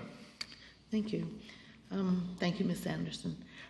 I'm specifically interested in, first of all, your comment. I was happy to hear your comment that rowing and paddling is one of the major attractions. And I just wanted to say that I was very grateful last year when the boathouse concept was presented to council as storage for boats, as a center place for paddlers, and I think it's rowers, I think, or paddlers. The building a boathouse, I think, from your comments, would likely capitalize on that being something that people come to Nanaimo to do. The location that's been identified is right next door to the ferry, so that people could come on the ferry with their kayaks and their other accoutrements and go straight there for paddling over to anywhere. So I'd really like to see some continued exploration of that idea, because you did identify it as one of the major draws. That project, the Tourism Development Fund did support the feasibility study, but that was really a while right when back. I first arrived, and I don't know whether Sasha has any specific comments around that. Part of that, thank you for the question, was the additional monies that it levered up. I know MNP had donated a significant amount of time, and so it seemed to us that if we were making a contribution, that it was going to get more support in the community. And I think that's part of what the business plan around sport tourism was looking at, which is what are the facilities that we have now, and how can we market those, and how can we drive more business development in sports tourism using those assets. Looking at how we compete against other jurisdictions with potentially new infrastructure is something that I think that the community needs to really take a look at. We'd obviously look at it from a sport tourism perspective, but there are other assets that we could take a look at as well. Yeah, that in particular, because it had such widespread support from the Nanaimo to the Nanaimo Economic Development Corporation, from the different clubs, from search and rescue. So it really did bring together a lot of players, and it seems a shame to let that fall off our radar when it is identified, even independently, as something that's important to tourism here. Thank you. I had a couple of questions for you. It appears that sport tourism and festivals are becoming discovered with respect to drawing people to your community. And I know that talking to business people in the community, particularly in the accommodation and service sectors, restaurants particularly, when you see events like the Junior All-Native come to Nanaimo, or the VIU bringing teams from women's basketball teams from across Canada, you see softball, baseball coming in, where you see teams in restaurants that are eating for 2, 3, 4, 5 days at a time, upwards of 50 people at each sitting. It's absolutely amazing. Are we starting to, really grab onto those numbers with respect to, I know restaurant people are telling me, when's the next one coming? Can you bring some more? Because they just absolutely love it. Are we starting to track that in a much more careful manner with respect to daily spend in comparison to conventions and those sort of things? The STEAM model models the overall economic impact of an event from all aspects of it. We haven't delved into the numbers to look specifically at, for example, restaurant impact from an event. We look at it from a sort of a holistic economic impacts perspective, and that's what the STEAM model does. It's the Sport Tourism Economic Assessment Model, and I've become aware now of one for festivals and events, which is being put out by the Destination Marketing Association International, that they're going to try to adapt for Canada, which would help us to assess the economic impact of specific festivals and events as well. But trying to drill down to a number of how it may be possible by working with individual restaurants, there is possibility there through discounting programs or couponing or group rate programs, that kind of thing, with restaurants that want to participate in sport tourism initiatives. Thank you. I know a few years ago I was pretty envious of a new tourism an information center at Courtney Comox that was touted to be in around the $4 million mark. And we're now, and of course, we had our little one up at Northfield and the Island Highway, or the bypass, if you will. And I guess what we're seeing now is that, in fact, whether we knew it or not, it was probably the right way to go, because from what I understand, people are absolutely not going to tourism centers in the numbers that they used to, that they're relying on this far more often for the choice of food, accommodation, and other information. There's absolutely still a role for the visitor centers to play. People do like that one-on-one contact, and they love the personal recommendations of the staff for places to go, what's their favorite thing to see and do. You are correct in that people are increasingly relying on technological devices, which is why we've been working very hard to increase our online presence in all the different channels. And we look at the path to purchase. So what are all the stages that people go through in researching, evaluating a destination, and then planning to right to the point where they get to the booking stage, and taking a look at each of those stages on the path to purchase, and how can we have some Nanaimo messaging in each of those places on the path to purchase, and then how do we create advocates for the destination by enticing and encouraging sharing, because that's really what we're seeing in the statistics through the visitor experience survey, is that people are increasingly, of course, getting recommendations for destinations from their friends and family and their and those third-party advocacy sources. So we're working to ensure that we've got Nanaimo messaging, and that we're empowering our visitors to tell that Nanaimo story and give the examples of the great destination experience themselves to entice their friends and family. So. Just two final. One of the things I noticed you said, segue from that into the social media, and the fact that you made the statement that it was organically driven. And I'm not sure if everybody really knows what that means from a website point of view. And basically being that there's no paid advertising in order to promote your rankings. Correct. We haven't gotten into, well, with the way that we divvy up our budget, we haven't gotten into paying for boosting posts, for example, yet. We've tossed up playing around with it, but for the moment we've been continuing to invest in the campaigns, the 3 campaigns that we talked about, and the tourism team has done a phenomenal job of creating good quality posts, which are continuing to grow in organic reach. And we started this year with a GoPro camera and starting to video the experiences, and it was unbelievable. We were seeing 2,000 and 3,000 views in 24 hours on some of those videos, so it's amazing. Well, I was involved with a group last week that came into town. Actually, there were a group of U.S. legislators that came to town, and they wanted specifically to come here. They flew here for the afternoon from Seattle to go see Tilray and do an inspection of Tilray. And later on in the afternoon, they were very upset that at a reception there were no Nanaimo bars. And thanks to our CEO who drove all over town to try and get some, only to realize that every one of the packages that they got from the Port Authority already had one in. I was asking one of the gals who had a little taste of one from the airport what she thought of it. She said, well, I told her about the bacon Nanaimo bar. And she said, well, I guess it's the only food group that's missing in this current one. But they were all very anxious to experience it. So you're absolutely right. I see no further questions. Thank you very much. And motion to receive the delegation. So moved. Seconded. Thank you. All those in favor? Opposed? Carried. Thank you. Next item, Colorado Downs Select Committee. So we do have an announcement to make with respect to the Select Committee. The Select Committee is made up of 8. The facilitator for the committee is Ms. Michelle Korfeld.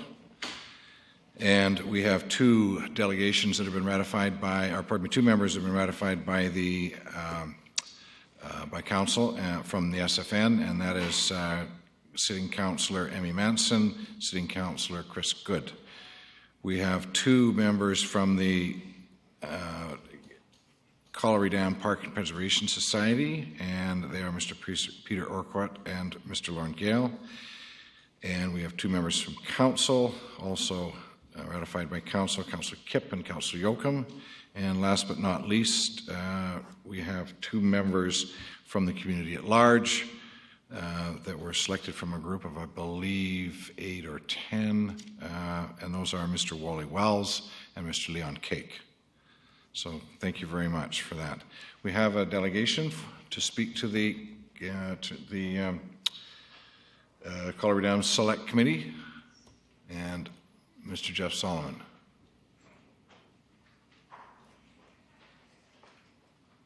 If I could trouble you, sir, to keep it to the topic, which is the selection criteria of the select committee. I only Appreciate need a that. couple of minutes. Thank you, Mayor McKay. Basically, it is to the topic for sure. Firstly, I just want to just remind ourselves and for the public and as well as the council that it's been a long process and we're still involved with that for 3 years, but you know how far we have come, and we have taken some incredible steps along the way from basically consideration of the park as being a terrible, frightening liability to something that's not so bad and that can be managed. But the main thing is what we found is that there's a commitment from the city that we've heard to protect this park and to maintain this park. And there's an acknowledgement, I think, at this stage of the game that it is a tremendous asset for our community and for the city at large. So I think that that's a tremendous step in this direction.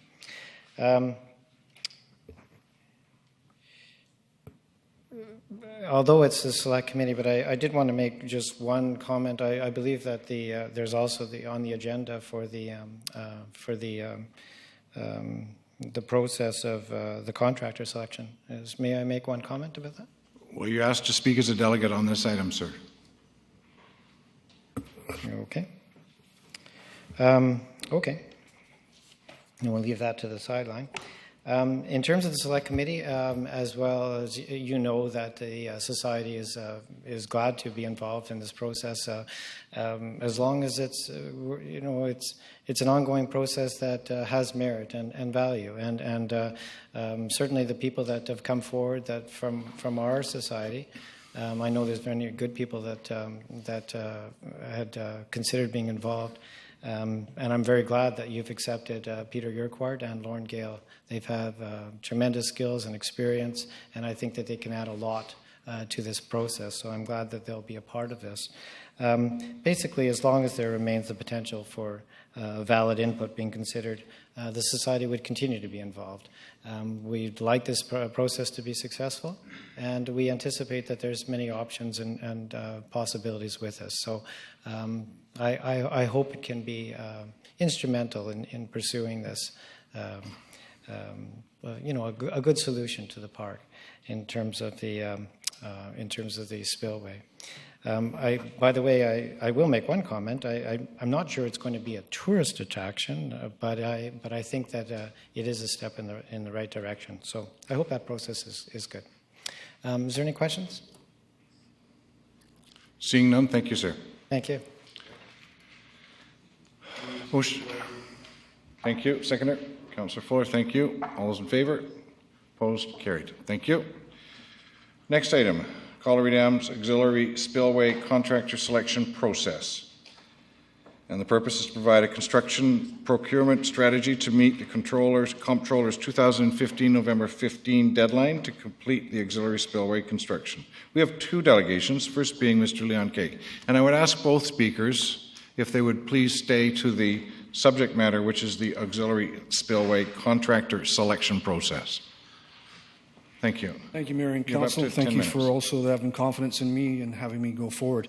I guess I'll have to wait to the 10-minute mark at the very end to speak about what I wanted to do with my my slide, because it's very critical to the auxiliary spillway design and installation. You should take it down so I don't get into trouble. So speaking to the auxiliary spillway contractor selection process, having been in the business for 40 years plus, as I've said before, and how I've seen contracts get written and how we select contractors and how we put things together, looking at the criteria for this and the many, many reports that I've read, where there is lots of information that's missing in regards to geotechnical information that's not been done yet in regards to... Sir, can you stick to the selection process of how we're selecting the contractor, please? That's what I'm doing. No, that's not what I was hearing. So in the process of saying that, picking a contractor on a cost-plus basis versus having a tendered, completed project, if we have a tendered, completed project, everyone is on the same page. If we take a selection where we go and talk to 4 different contractors and then give them the ability to look at something and say, I can do it with this hourly rate, I can do it with this piece of equipment, to me, leaves the community at risk because there is no barriers to how much this cost is going to go. It's also, in the case of what we're looking at, for the amount of money spent to date, we're talking about, in layman's terms, digging a ditch and putting a concrete structure in. I don't know how difficult that is for anybody to bid or put drawings together or put something that others in our community could look at and bid, but the process to go around and talk to 4 individual contractors based on putting this together to fast track it, because this is what we're doing, we're fast tracking it. So to me, having finished drawings, having what they're going to look at for permits and everything else that they require, giving the risk to them, not the taxpayer. In this selection of a contractor, it's transparent, there's a tender closing, that's how it works. Because at the end of the day, the finished contract is the exact cost that they saw on those drawings. They have all the permits, they do all the work. The only question I have, and if I can have one question, in one of the reports from Golder, there is a line that talks about civil disturbances. And the only question I have in regards to, has the city mentioned this to the 4 contractors, anything to do with civil disturbance? Is everyone aware that there is a bit of people who are not quite happy with the process to date regarding what's going to happen in the park? Was there any discussions with any of the 4 contractors in regards to anything that would relate to increasing the cost because they were worried about that happening? Mr. Felker. Yeah, I did have discussion with the contractors. I did mention the potential for civil disobedience. This cost-plus contract is, that approach is often done in a design bid build contract, is extra work that you can't divine the value. The timeline that we have to construct to meet the comptroller's deadline, there isn't time to do that. So what we will have is a cost for the contractor, what he's going to charge, what his markup is. We're going to get his experience. We're going to judge to which one's the best. And we're asking them what they would do or what they would charge in the case of civil disobedience.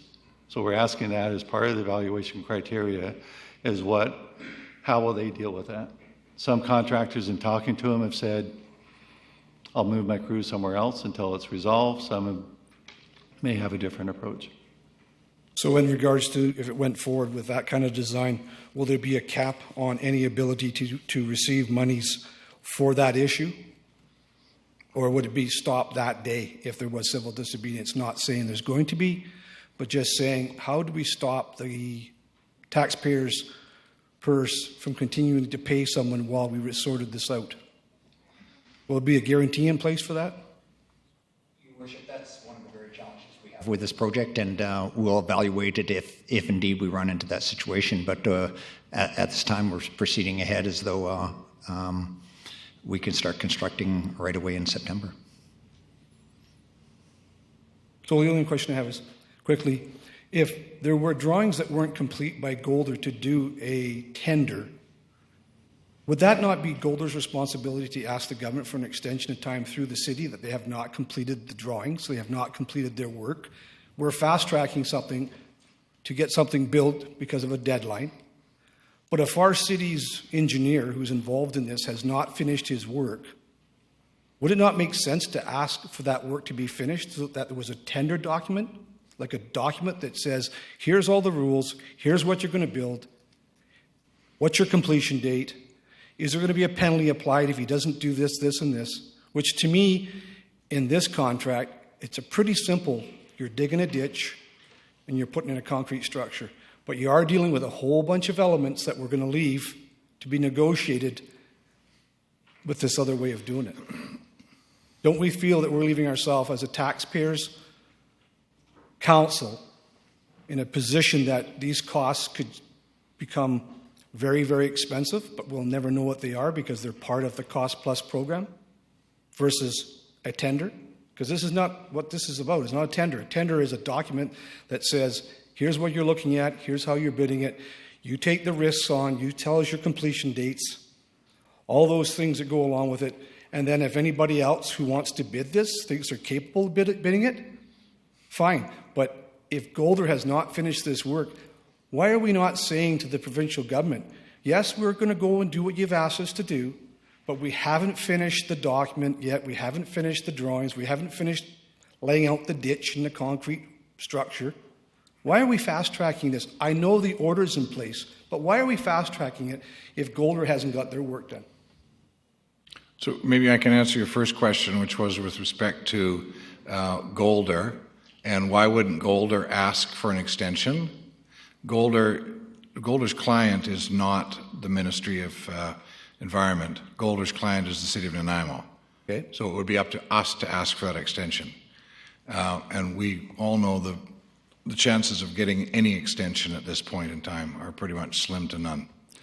That's just my 2 bets. So just a question, Mr. Mayor. Mr. Seward. Have we asked? No. Have we asked because the drawings, Golder hasn't done their work yet? No. So if they haven't got their work done, we're just going to say, because you didn't get your work done, now we're going to go fast track it and we're going to pick this way of doing business. I wouldn't recommend that we ask. So we'll just stick with the plan of going and taking this 4 contractor select process. We're under an order. Well, I hope council votes to put it to tender, to finish the drawings, to do it the right way, the professional way. Thank you. Yep.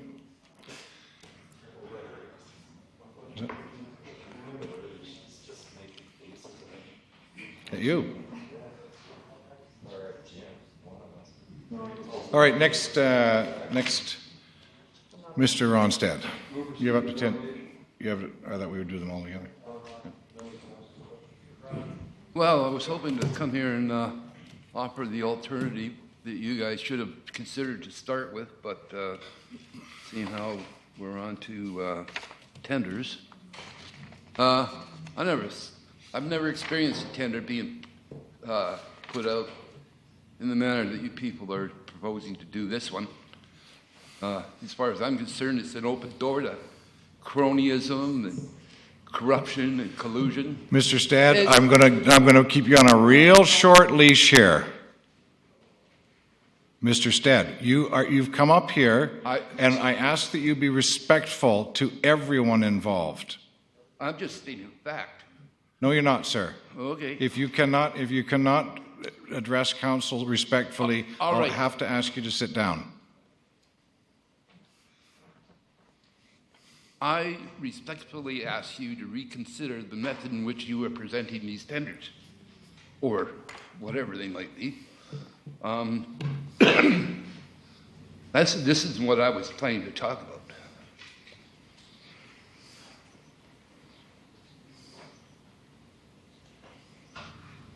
I find this to be a very poor way to practice business.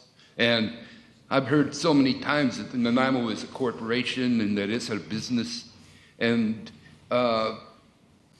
we are to run it accordingly. Start with, this whole project, as far as I'm concerned, has been done very poorly. You don't have a set of plans.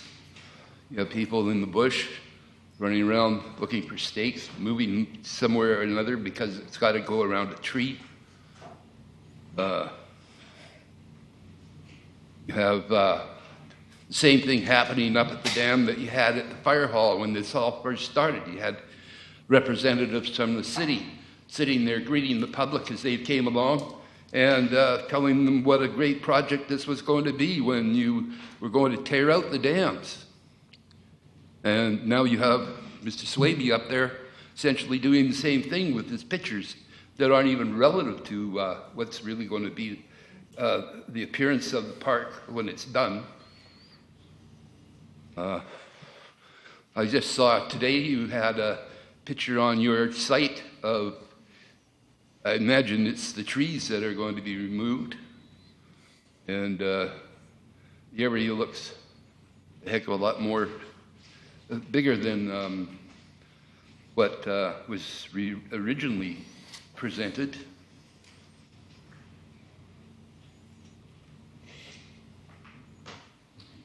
You know, I've got this proposal that would involve the removal of, let me see.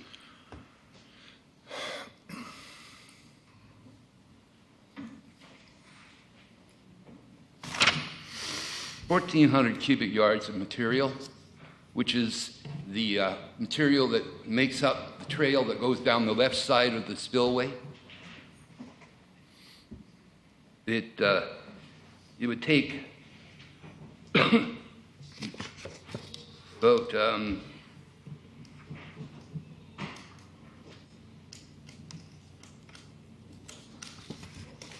236 yards of concrete to build a 220-foot wall down parallel to the existing wall on that spillway. And it would take 756 cubic feet of concrete to pour a slab that would be an additional spillway to the side of that. Excuse me, Mr. Stead, I have stopped the clock, just so you know. The staff recommendations are in the report. Have you seen the report? Staff recommendations for tonight? Yes. No, I didn't. All I saw was the addendum, and Okay, that was a quick look. Okay, so to waive the city's purchasing policy, to instruct staff to invite qualified contractors to submit tenders and use a cost-plus approach to the spillway construction. So if you could be so kind as to stick to that item on the agenda. I believe you're talking about the other... Cost-plus, could I ask what range this... do you have any kind of range that you might consider on a cost-plus submission on a tender? I mean, like, I've figured it out, you're looking at over 5,000 cubic meters of material that you're going to be excavating just for the 80-meter trench. Never mind, you know, the debris from the falling of the trees and the logs that are going to be required to be hauled out of there. Can I have staff answer your question? Can I have staff answer your question, sir? Okay. So you asked the question about the range on the pricing. Do you want to have a go? Sure. So with a cost-plus contract, we basically direct the contractors to what work they're going to do, and then we pay for it. If we want to stop the work, we stop the work and we quit paying for it. And so as the project proceeds, we'll develop a team between the consultant, Golder, the contractor selected, and city staff, and we'll come together with a process to which we can deliver this project, that we can meet the contractor's timeline. We'll ask them for estimated times. We'll be projecting costs. But with the cost plus, you pay the actual cost for the work, and we direct it as it goes along. Well, there's going to be quite a few different people involved there, isn't there? I mean, just the logging, you have the truck hauling, you have the debris, you have material from the excavation. You know, they're not only hauled, they are loaded and hauled, and also they have to be disposed of somewhere. You know, there's lots of different things in there, and from what I understand, you've been talking about sole sourcing all of this, and that's a pretty big contract to be sole sourcing. $5 million, I'll take it. You know, I've been in business my whole life. I know how to go out there and hustle up a bunch of guys to get them all together working.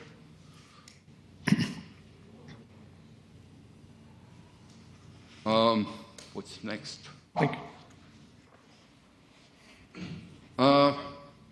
Back to the plan on the other spillway, seeing how no one objected to that. I hope you won't. Sir, we're not talking about the other spillway. We're talking about this contract. Okay. I worked out, well, you're going to need 500 truckloads just to haul away the excavated material. Then there's this disposition of all the debris, not only from the trees, but from the ground as well. And after you've fallen those trees, you need to pull the stumps when you clear the land.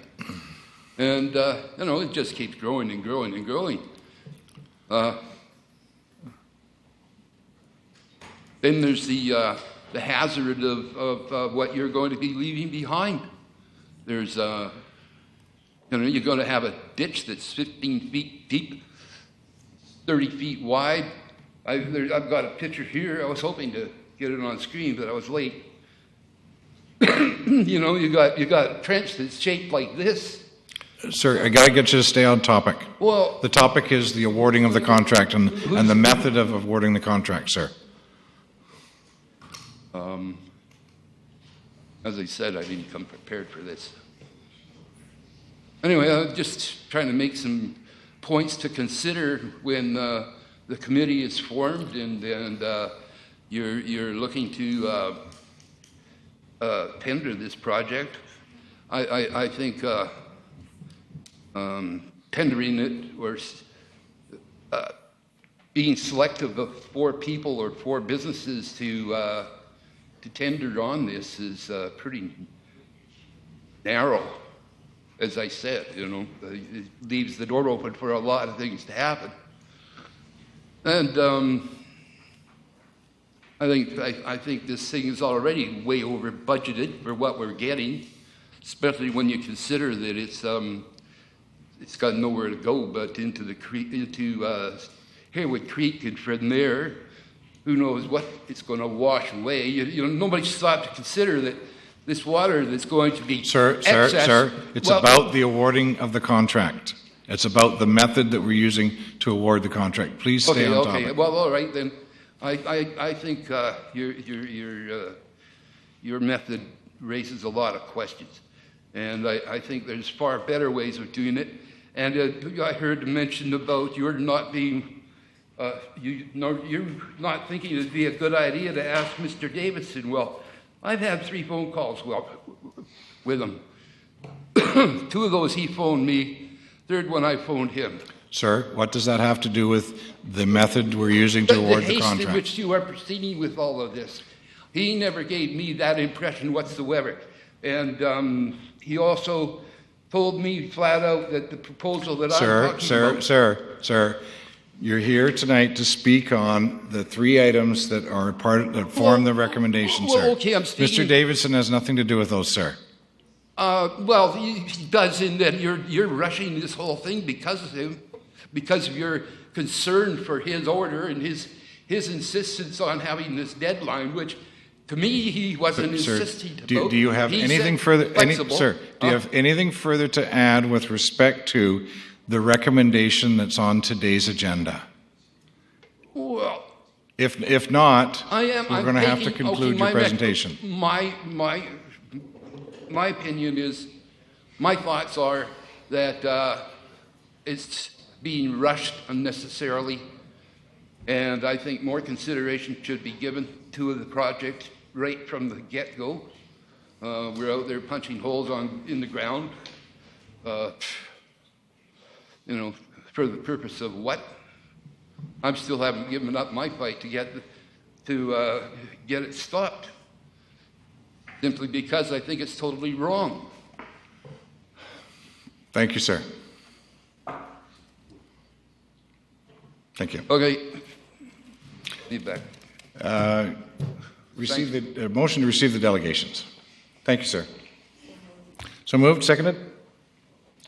Councillor. Okay, so the next, all those in favor? Opposed? Carried. Thank you. Next is the staff recommendation. Can we have a motion to get it on the floor, please? I'll make that motion. Thank you. Seconder, Councillor Brennan, thank you. Discussion. Councillor Bestwick. Thank you. Thank you. Appreciate that. My questions will be to staff and in relation to the time capsule or the time that it will take And if I jump around a little bit, I apologize in advance. And by no means, this is with deference, by no means this is with any disrespect to anybody. If we have the ability in staff's recommendation number 2 to instruct staff to invite qualified contractors, so we've identified, assumedly, who we would believe to be qualified contractors, to submit tenders for construction of the Colliery Dams Auxiliary Spillway, then is it reasonable to assume, and I don't know why it wouldn't be reasonable to assume then, that we need not waive the city's purchasing bylaw. Number 1, requirement for a public tender call for project values of $75,000 and above. So, can we not, if we know who they are, we think, can we not expedite a tender? That's simply what we're doing by going hand delivering, hand speaking, one-on-one with individual or independent contractors to fulfill some or all or a portion of the job. So I'm not understanding, and given that we know now from the testing that we did to determine whether, because a week ago, or however long ago, to last meeting, we didn't know if there was bedrock there because those test samples hadn't been done, or that drilling hadn't been done. Now that has been done, and we know that there isn't any requirement for blasting, which I assume would have been another step in the process, which would have taken longer had that been the case. So the more we know, the better equipped we are to make decisions. And the reason that I present it this way for me is because I don't like an open-ended contract. I don't like the open-endedness of it. I haven't made a decision yet. In my mind, I need to be convinced that we don't have an option. And I think it was a meeting or two ago when it was indicated that if we had substantial completion. So I don't know what that means. Substantial completion to me might mean, and it's sort of that anecdotal, subjective, substantial completion. Substantial completion to me might mean that if we have a considerable amount of the work done, it's a $5 million project and $4 million of the work's already been done, is that substantially complete? Because we've spent 4 of 5?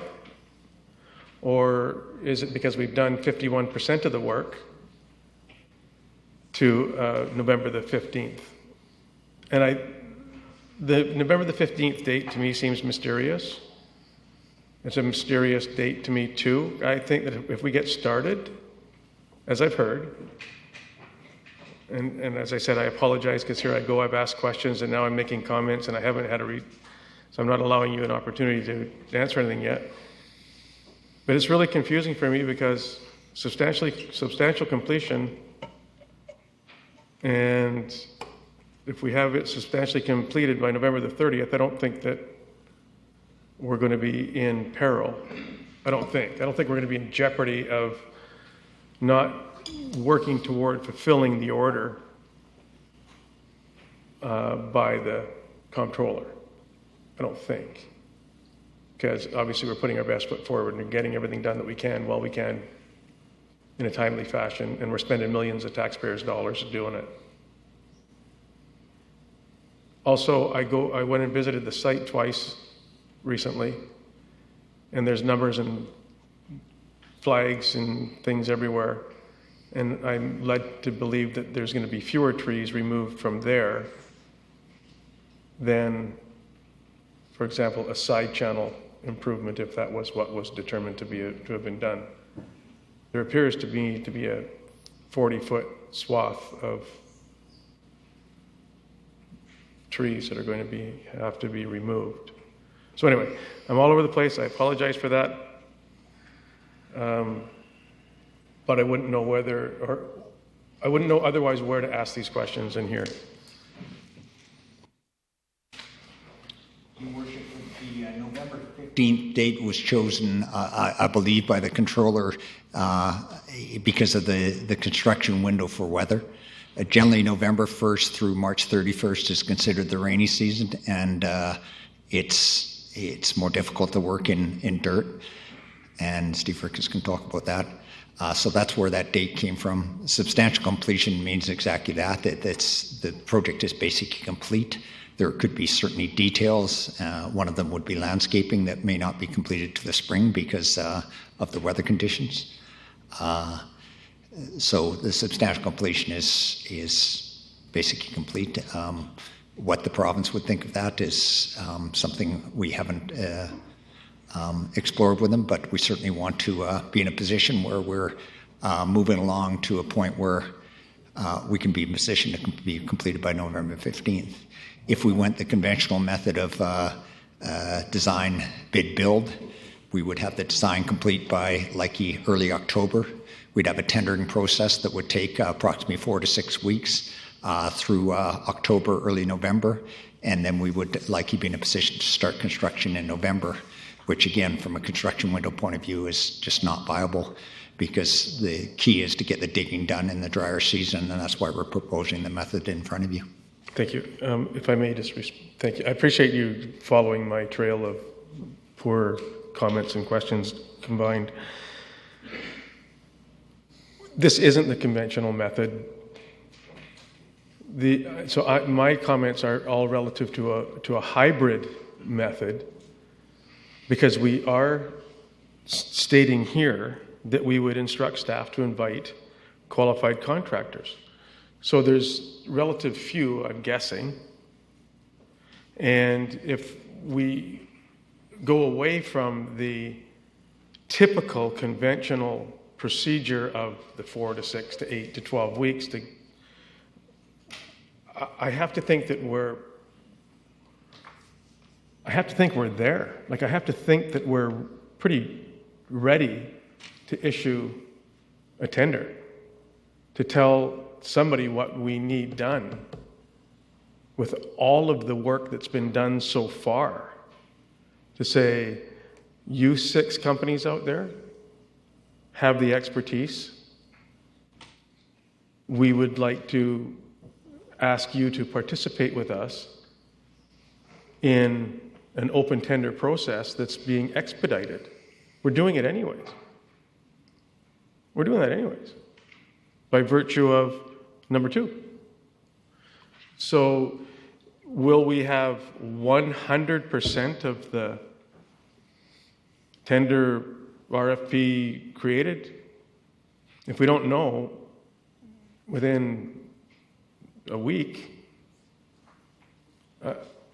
So, Your Worship, one of the challenges, and Mr. Seward can talk about it a little bit more, is that if we wait for the design to be completed to do a regular tender, we're 3 months out from actually calling for proposals. So we're just no way we'll meet the timeframes that Council and the Comptroller has identified that they would like completed.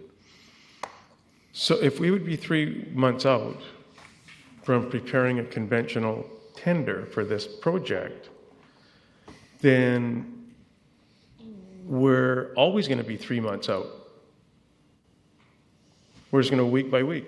No, Your Worship, I'll let Mr. Seward work through it. The design build means that you're actually constructing as you build, and yes, there's the lag time, but you're actually designing as you build the project. Right. So I wonder if I could have clarification, Mr. Swaby. Are we ready to go on a tender today? Conventional tender, no. Correct. Thank you. With respect to substantial completion, we got news the other day that we're getting to the point of testing on our water treatment plant that will not open until November. So we're at the testing stage. Would one consider that to be the milestone of substantial completion on that project? So what I'm trying to do is trying to determine what substantial completion is. I'll try and speak to that. Substantial completion has different definitions depending on what the contract is. I would say in this case, substantial completion is what the Comptroller deems it to be. Like, he's the one that's going to make that decision. Thank you. Your Worship, I also wanted to point out that, and I think I've heard several people speak to this, that this is a relatively straightforward type of project. So the risks are different than you would have for the water treatment plant, as an example, to do a design build, which has much more complexities associated with it. Having said that, and I think it's important because I've also heard comments about we won't be able to stop, and I think Mr. Ricketts should speak to council and the community about the differences between a conventional tender and a design build in terms of the risks associated with having to stop the work. Thank you.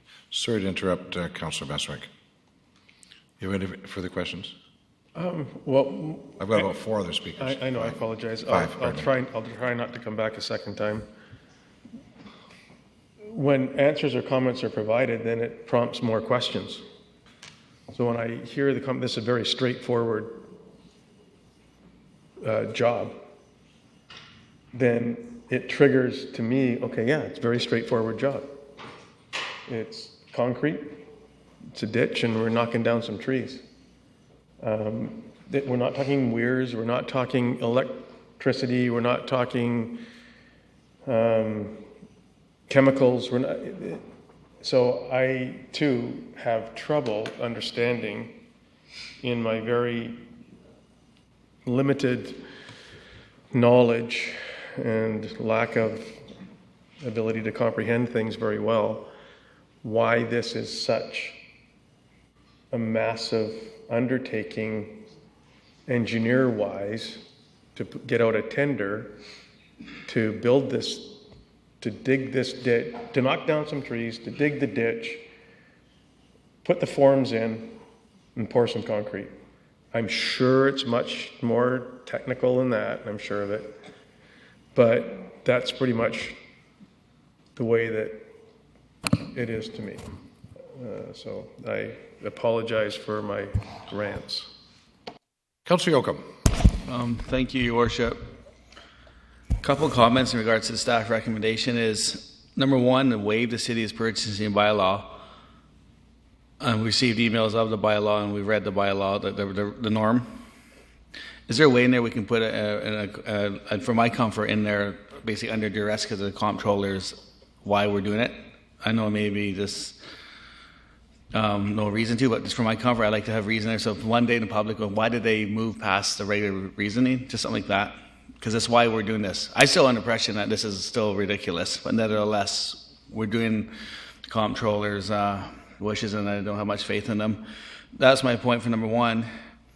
Number three, I'm still having open-ended is a little bit leery to me. Well, it is actually quite a bit leery to me for the simple fact we have a worst-case scenario design, the one that's pretty large. And say the technical group says, you know what, we don't think it needs to be like this or that. So we have a ballpark design, which you guys must have a ballpark price. So somehow I'd like to have a limitation there. I get what cost plus is if, like, from other projects we get rock and etc. But this point I want to make is we have to have a max. Just to basically, here's an open-ended checkbook. I'm really uncomfortable with that, knowing that we are making a concrete box. So I'd like some advice on how we could work around that for my comfort level. Again, not being open-ended is a little bit hard for me at this point. Thank you. Thank you. Okay, thanks. Councillor Fuller. Okay, I'm hearing a lot about timelines here. So through your worship to staff, will we have detailed design report and construction plans by September 1st? No. So right there, we are not meeting the controller's order. We can't meet their order, so we need extensions. This is one of the things they've said in their most recent letter, is that they expect the schedule and detailed design report and construction plans to be submitted by September 1st.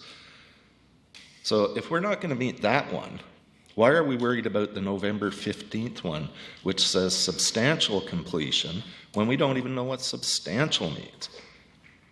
And to put this out in cost plus, to me, makes no sense until we get those construction, the design guidelines,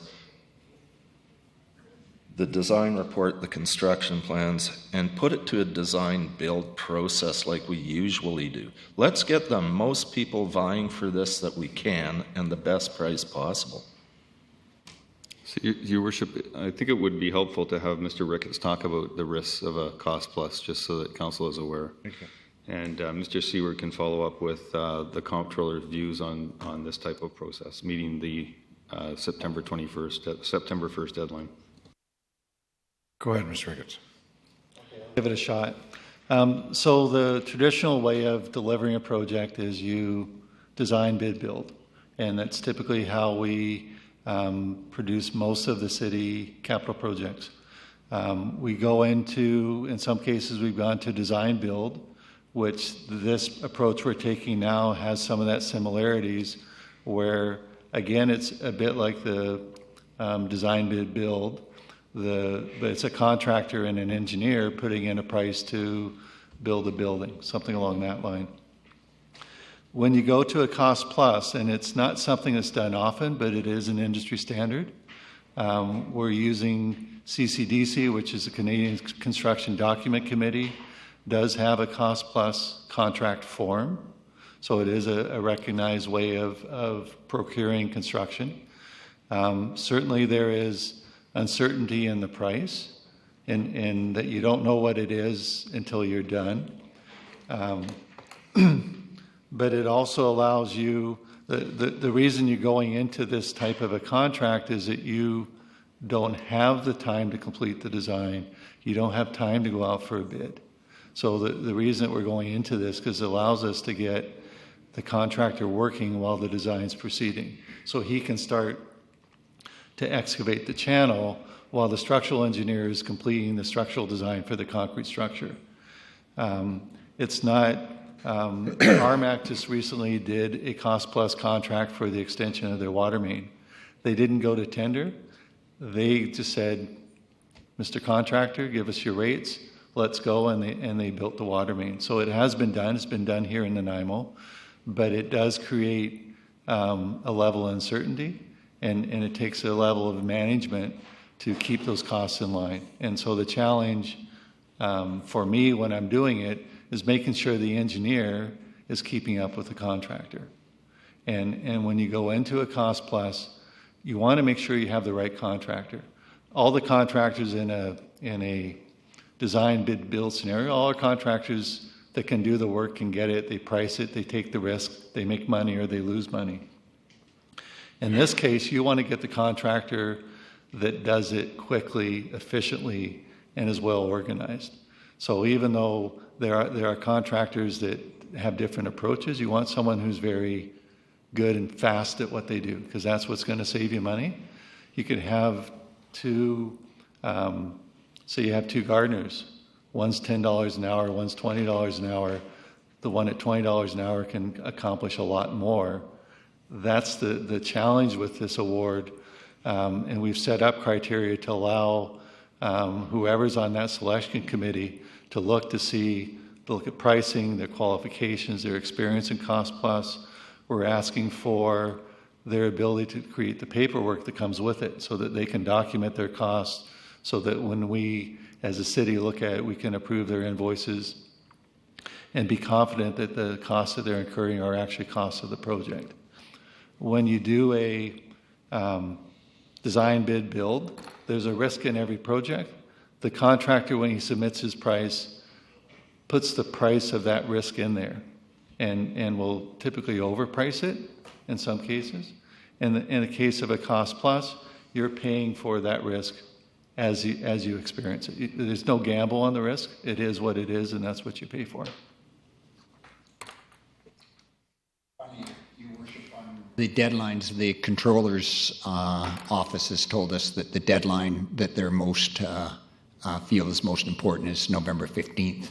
We established a schedule after council gave us direction to proceed with the auxiliary spillway, and that's outlined at the end of the staff report here, in that September 1st is when we will be in a position to award the contract if that's council's direction.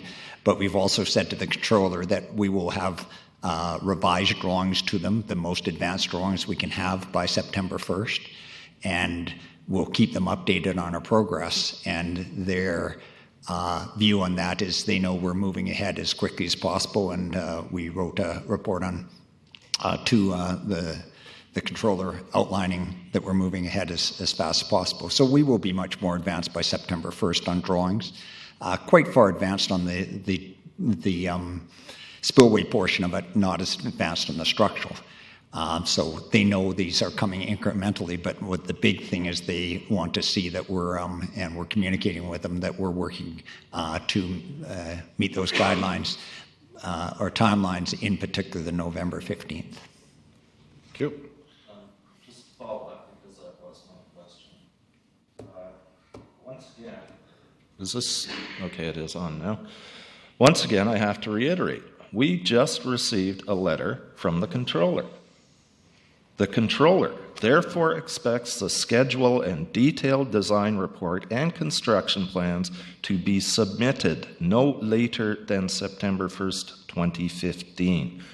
To be absolutely clear, the controller expects compliance with the dates set out above and all the other days set out in the April 29th order. Okay, so we can't meet that date. We're looking at talking to them and getting some extensions on these dates. No, we're not actually looking at extensions. Excuse me, I'm talking. Thank you. So if we can't meet that date, and we're going to look at getting extensions and look at variations on the dates, then we can certainly look at a variation on the November 15th date. We can clarify what they consider substantial. So to me, I will not support either any of these three items on staff's recommendations. Thank you. Design drawings. We're probably in the range of 30% drawings right now. They're 30% completed. And this is how contractors work, designers, engineers, and architects work. You do percentage of design work. We'll probably be in the range of 80% design completed by September 1st for the actual spillway portion, and probably in the 50% range for the structural component. That's what we're going to submit, and that's as far ahead as we can be. And they will see that we're making a lot of progress from where we are today to that stage, and they'll make a judgment on that. But we're making every effort to do that. And once again, I repeat, the November 15th date is a window for weather that is very important to meet. If not, we'll be working in mud, and it will be more expensive and more problematic. Thank you. Councillor Hong. Thank you, Your Worship. Just some questions and some comments, actually. Through you to staff, how many contractors are we expecting? 4. Oh, number 2. Instruct staff to invite qualified contractors. How many are we expecting to invite? 4. So 4. Okay. Are they local? Yes. Great. Thank you. Moving on, I don't like cost plus, but in the scheme of things, this project is pretty simple. It's moving dirt, and it's like Councillor Beswick said, is building concrete culverts. So cost overruns are far and few because of the fact that there isn't a lot of moving parts or training required or anything else that's going to be required. So I'm a little leery about it still, but I would prefer to see if we can actually have an open tender on a 2-part contract. Is that even possible, like you said, with regards to the spillway, the actual first part, and then the culvert as a second part in putting out bids? It'd be very difficult, and Mr. Ricketts can explain in that respect, is that there's more than those parts. There's the whole contracting from grubbing the site to landscaping at the end. And if we start dividing into multiple contracts, some of which will cost plus and others which will be design build, bid build tender process, we potentially would run into additional costs. If you want to add anything to Mr. Ricketts, I'd appreciate it. Yeah, the difficulty when you split up a contract into 2, you need one contract to be finished before the second one starts. The contractors that we're talking to have the capability to do all this work. And so they'll be able to do the excavation, they'll be able to do the concrete work, and get us to a point where we can attempt to meet the comptroller's deadline. Okay, and to follow up on that, like I said, what Councillor Bestwick adds, it's just moving dirt and building a box culvert. Couldn't they still go into open tender based on the drawings that we have right now? The difficulty for the contractors right now is they don't know the details of the concrete. They don't know how much rebar. They don't know the size of the structure. They don't know how much dirt they're moving. We're not totally confirmed on how much rock there is. So, and we need to have that information for them to provide pricing. And that's getting down, as Mr. Seward mentioned, we're at sort of 80% design in September. If I wait to tender at that time, we won't be awarding until probably into October. So the risk would be higher for cost overruns based on that kind of process, because there'd be change orders all along the way as you finish the design that you updated the design that they bid on. Right, thank you. Councillor Kipp. Okay, thank you very much. I don't know where to start with it. All we've got is pretty pictures. We've got no real plans. We've got no dam expert, from what I can see, doing any peer review on these designs. They're just a culvert design, as some people say. But what about international agreements that we have? Well, we always hear about, oh, we can't change our purchasing. So is there any liability with going out to a sole? We're kind of picking our contractors, local service only. We're not going outward for these big contracts for the price and the value. So there's some liability that I haven't heard about. Cost plus is a scary thing for me, because typically you get a unit cost. So talking to what Councillor Hong or Councillor Bestwick talked about, you get a unit cost. So our concrete so much, our steel so much a pound. We do those type of things.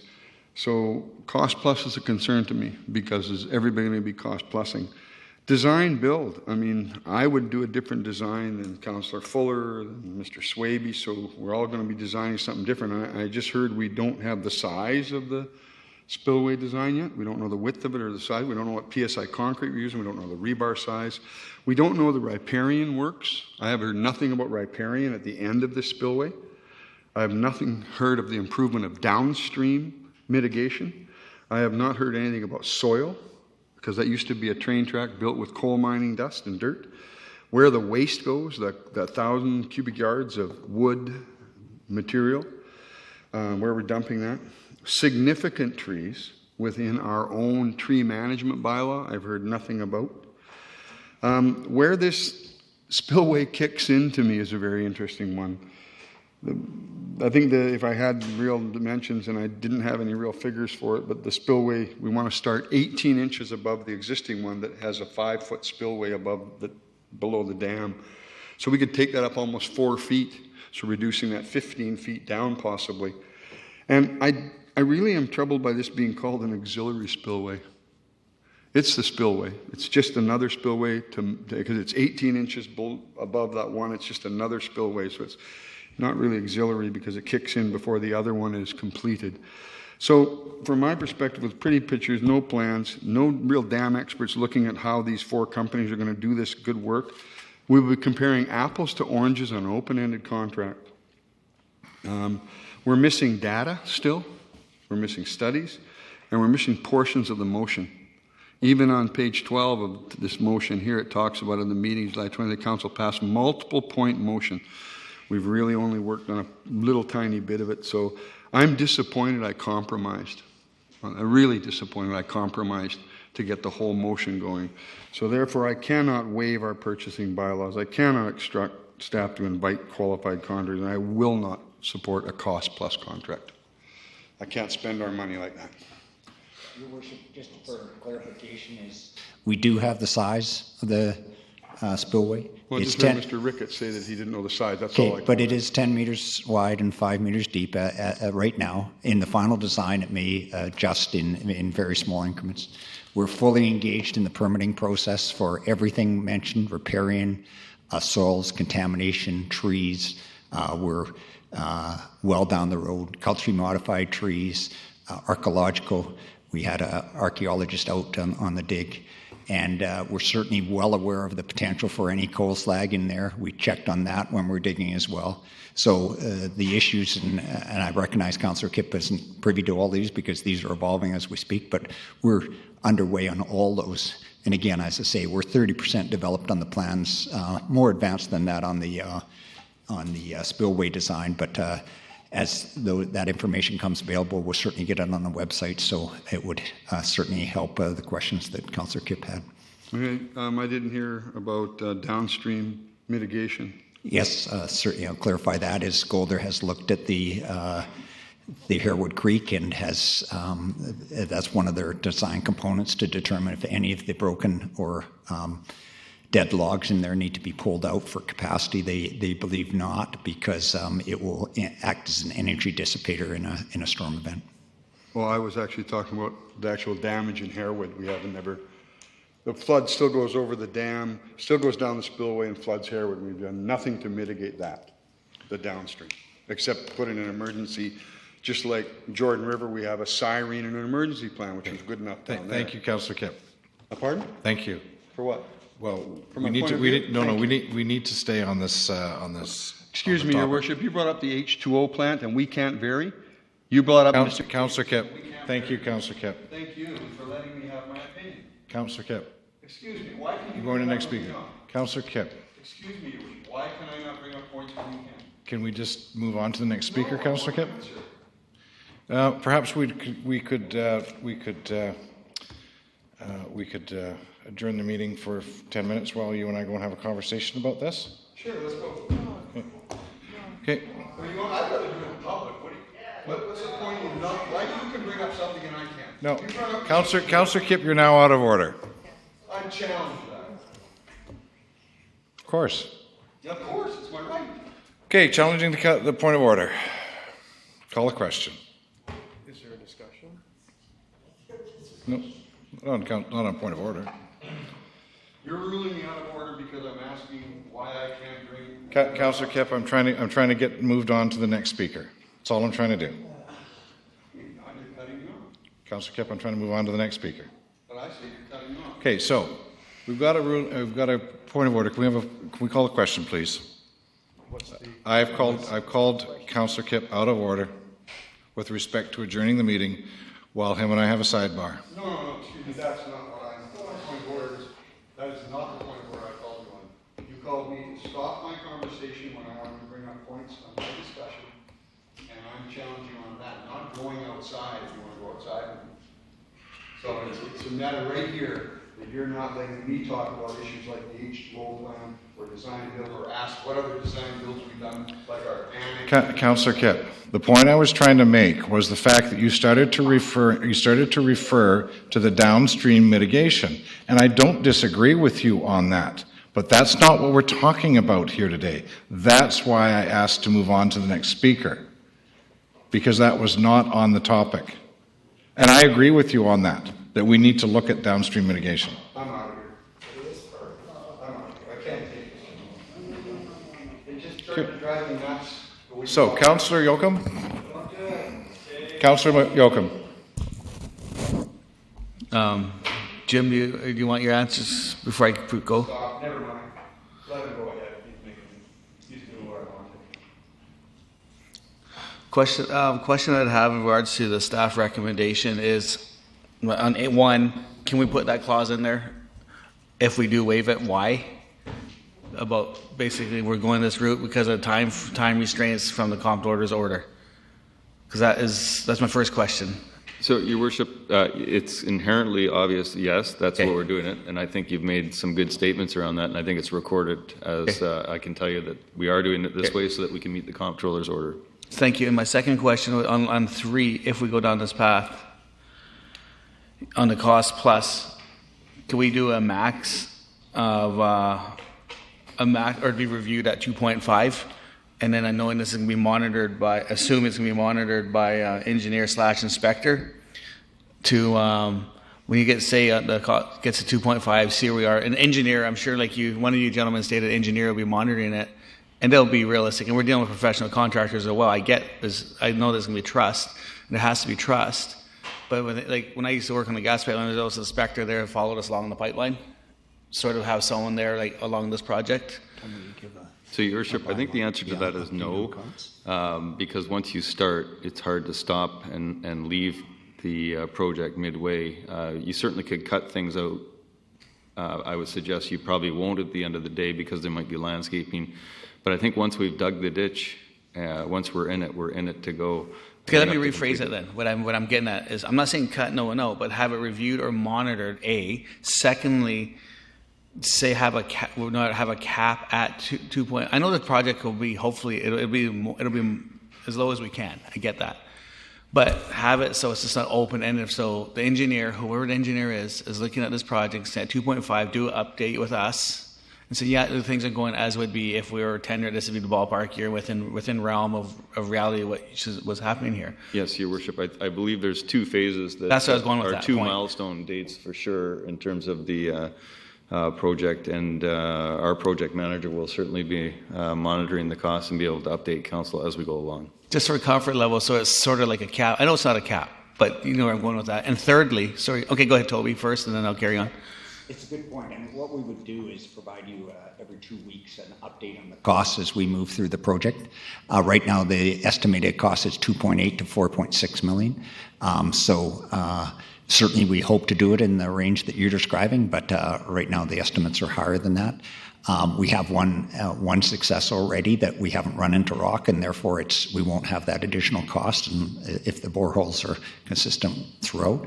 So I hear your point exactly. You'd like to hear costs as we go along because you want to make sure we're staying on top of them. Exactly. Basically inspect, monitoring it. I don't like watchdogging, but we have to. It's the public purse. And my final comment, Your Worship, would be to staff. I'm assuming, I know it's the city dollars, but unfortunately for trees that will be removed, are we planting like 3 for every tree removed, or what's the game plan here? I need to know that for my comfort level. You bet. That's the standard for a tree management plan, that we attempt to plant 3 for every one we take out. Okay. It'll depend on the landscape architect design, and certainly the select committee, I'm sure, will be involved in that process. And then and the technical committee will be working on other things such as beautification and like enhancing the park elsewhere. Like one time we're discussing, I'm a little off track here, but it's around to the park, so nothing to do, around to like handicap access and stuff like that, stuff that's not at the park today. Is there space to have those conversations? I know there's costs, but if we're going to be doing this park, let's do it right, and the people deserve it done right in other areas. So I wanted to make those comments, Your Worship.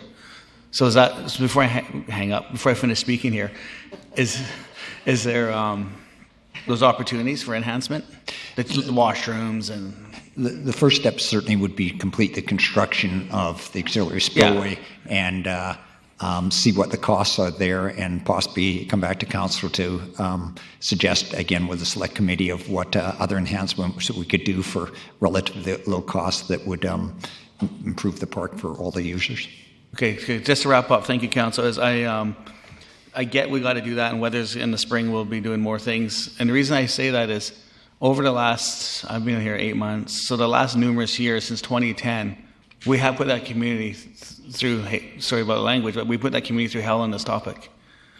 What's going is not. So we've managed to preserve it. Ideally, is that perfect? Absolutely not. But so I want to make sure we do what's right because the people there deserve it. Thank you. Thank you. Councillor Thorpe. Thank you, Your Worship. I made the motion to accept the staff recommendation, and I will certainly be voting to support that. I do have a couple of concerns which others have already voiced, the cost plus contract, but I'm satisfied that if that is monitored as we proceed with the project, that I can be comfortable with that reassurance. I would not normally vote to waive the city purchasing bylaw. But I think as Councillor Yoakum has brought to our attention, and I think it's very well known that we're only doing that because of the comptroller's order, and that we are faced with a time deadline, which to me is still the crux of this matter. And I'm hearing expert advice that not meeting this deadline could cause the project to be delayed substantially and not get completed, and in fact could cost more money due to working in poor conditions. I've heard mention that we should ask for extensions or do more studies, and I think we've burned our bridges with the government in terms of extensions, and I think we've been given that message very clearly. So to me, this is not a normal situation. We've been forced into it, but I think we need to move ahead in such a way that we are sure that we are going to meet that November 15th deadline. So I will support the recommendation that I moved. Thank you, Mr. Acting Mayor. Thank you, Councillor Thorpe. Councillor Brennan. Thank you. I'm sitting between Councillor Hong and Councillor Yoakum, and I listened closely to what you had to say, and I find myself in agreement with what you're saying. It's a reasonable approach. I'm personally satisfied that our staff has been aware of what work needed to be done, and we're getting work done even as we were carrying on with our discussions, the work that they could do. So I think that we are on our way, but we're not close enough to be able to do it on a tender basis. I wish we were. I wish we were closer, and I wish we didn't have the risk. But I fear, and I think that we are the authors of that risk, and to at this stage ask for another extension after we have received letters from the controller's lawyer making it very clear what the expectation is. I think that we're bound now. We're going to have to do this. I have faith that our staff can deal with this in the best way possible, can manage it as tightly as possible. The question of substantial completion, I just want to address. Substantial completion, I take it to mean just sort of the plain-based definition of the word. Substantial means almost ready, probably can occupy or use it for the use that is intended. That's pretty much what substantial means. It can't mean 51%. That's not substantial. Substantial has a meaning, and it has it implies that there is some weight there. So I'm not concerned that, or I am concerned that if we decided that substantial completion meant something much less than that we would be in trouble with the controller. I think we're the authors of our own, I'm not going to say it's misfortune, but that the risk arises from actions that we took. And now we need to bite the bullet and move on with completing the controller's order. And I'm going to support this. And I also want to thank Councillor Thorpe. I thought you articulated it very well. So, thank you, Councillor Brennan. Councillor Fuller. Well, we keep bringing up the meeting the deadlines, and I have a question for staff through the acting mayor. You mentioned that we're only 30% complete on the design and the construction costs. Yet, if you go back to the original order from April 29th, that information was known that we needed to have that by a certain date. So you're looking at May, June, July. 3 months later, we've only got 30% of the design. To me, that's just, did we stop when we had the stay, the not the total stay, but the temporary stay? Was everything put on hold then? Because we certainly were informed that other things couldn't be put on hold while that temporary stay was going And with regards to updating costs every 2 weeks, I mean, that's immaterial, because once you've started building this thing, if the costs get excessive, what are you going to say? Well, wait a minute, we're stopping right here. We're not going to do this anymore. The costs are too excessive. You would have to keep going, no matter what the costs were. So, once again, the timeline is a red herring. We're already going to be asking for extensions. So let's just be honest with them and say, this is what we need. So, as I said again, I will not support these recommendations. Thank you, Councillor Fuller. Councillor Hong, it's me, I guess. I just wanted the clarification how we were just talking about the stop thing, but as far as I was concerned, that because this is cost plus, we theoretically don't have a contract with the contractor, so we can actually say, stop, you're fired, right? Is that correct? We'll have a contract with the contractor, but he'll be paid for the work that he does. And if we reach a point where we can't do any more work, then we would negotiate the end of that contract. Okay, great. I'm just, as far as this goes with having cost plus, I'm just happy that these are going to be local contractors and not somebody that's not local. So it kind of helps a little bit. It eases mine a little bit that we might pay a little more, but at least the jobs are kept local. Thank you. Councillor Pratt. Thank you. Well, I agree with Councillor Brennan. These aren't ideal conditions, and we are the author of that. I think we've managed to move through a process that hasn't been ideal, and we are where we are today. To call the timelines red herrings, I just don't understand that approach. I believe those timelines are very real. We have stumbled over many of them. Maybe the design will not be 100% finished by September 1st, but by the sounds of things, the staff are working very hard to get as much of it done as they can, and I think that given that we're going to move along in the way that we are with the tender, we'll be able to convince the controller or whoever it is that we have to convince that that we're headed in the right direction.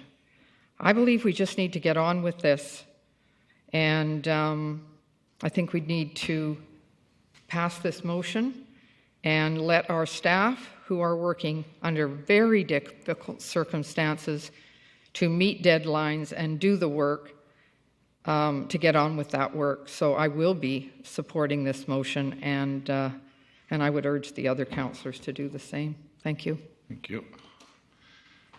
Councillor Bestwick. Oh, darn it, I was just using this iPad Genius piece of equipment for the very first time, Your Worship, and I was pulling up the Farmer's Almanac to see what it tells us is going to happen for the long-range weather forecasts, and it's rather revealing. So I certainly hope that our people take full advantage of the Farmer's Almanac. The comment that I have is that this project has always been $2.8 million to $4.6 million because there was so many unknowns, so there was a $2 million contingency. And now we're realizing some of those unknowns to be knowns. And we've agreed to the auxiliary spillway. We are the masters of our own destination. We are at fault for where we are today.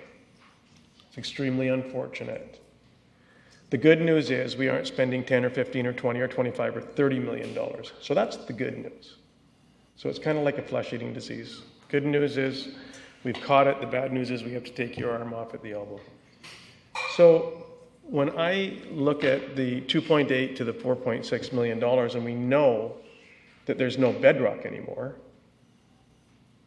which was one of those items that we didn't know that probably would have driven the price up for sure nearer the 4.6. And now I'm learning and becoming more learned from our city manager that this is a very simple construction project. This is a 200-foot long ditch, and it's not a box because it's only 3-sided. So when I think of the simplicity of this, when a lot of people build logging roads in much more difficult terrain than this, and way more risk associated with it on the side of a cliff, and we're digging a ditch, we're bringing in an excavator. If we have 30% completion of the design drawings now, I don't know how much more 70% is going to take to get done. But I have to assume that if we asked Golder to put their best efforts forward to ensure that we can get that done, and I heard 80% we could probably get to by September the 1st. I'm sure we could probably squeeze them. I don't know. I wish I knew. I wish I was one of those architect guys that could tell me that. But I've held my nose on this previously and had to vote away because where we find ourselves in this process. And I've voted in favor of the auxiliary spillway, not even knowing its size, not even knowing the scope of destruction that would be caused, other than knowing that there would be some. So it's really hard for me on principle not to proceed with what we voted on. And I don't think we will have substantial completion on November the 15th. I don't think we will. I don't know what that means, but I don't think we will. So if the comptroller is saying September the 1st is when you have to have the design drawings in by, well, they've then given us permission to be late. They sure as hell know how long this is going to take after that. So by virtue of saying you guys have got until September the 1st to submit this information, they know that we can't meet the substantial completion by November the 15th. Period. Am I going to vote opposed of the motion? I want to. But I don't think I'm going to, because of the duress and the stress and the fear and the intimidation and the water licenses and all that stuff. So this really sucks.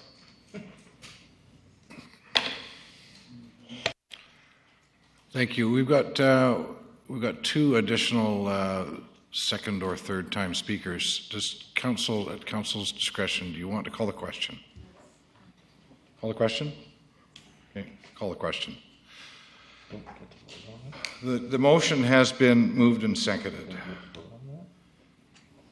Call the question. All those in favor? Opposed? Show that Councillor Fuller and Councillor Kipp are opposed. Motion carries. Thank you. Next item, corporate services. Minutes of the Design Advisory Panel meeting held 2015, June 11. We have a mover, moved by Councillor Hong. Seconded? To receive? Thank you. Okay. Seconded by Councillor Yoakum. Discussion? Seeing none, all those in favor? Opposed? Carried. Thank you. Next item, Community Services, Heritage Facade Grant Application, 37 Commercial Street. So moved. Move the recommendation? Oh, yes, Suzanne, sorry. sorry. Well, we can certainly do that. Do we have a seconder? Councillor Brennan, thank you. Ms. Zamborski.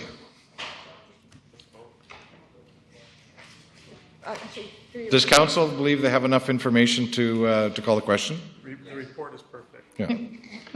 Yep. Okay, I'll call the question. All those in favor? Opposed? Motion carries. Thank you.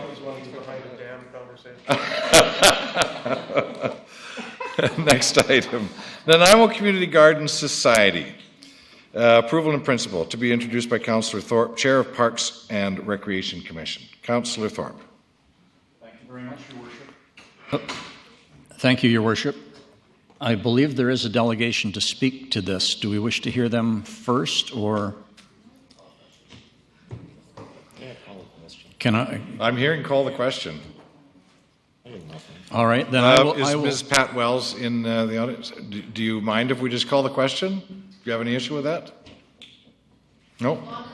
Oh, I'm hearing thumbs up. As long as it's thumbs up. Okay, call the question. All those in favor? Opposed? Carried. Thank you. Good presentation. No. Done.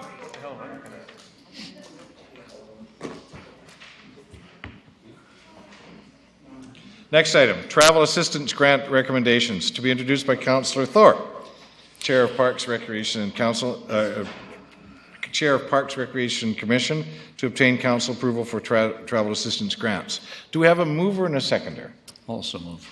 Okay, Councillor Thorpe and Pratt. Thank you. Wow.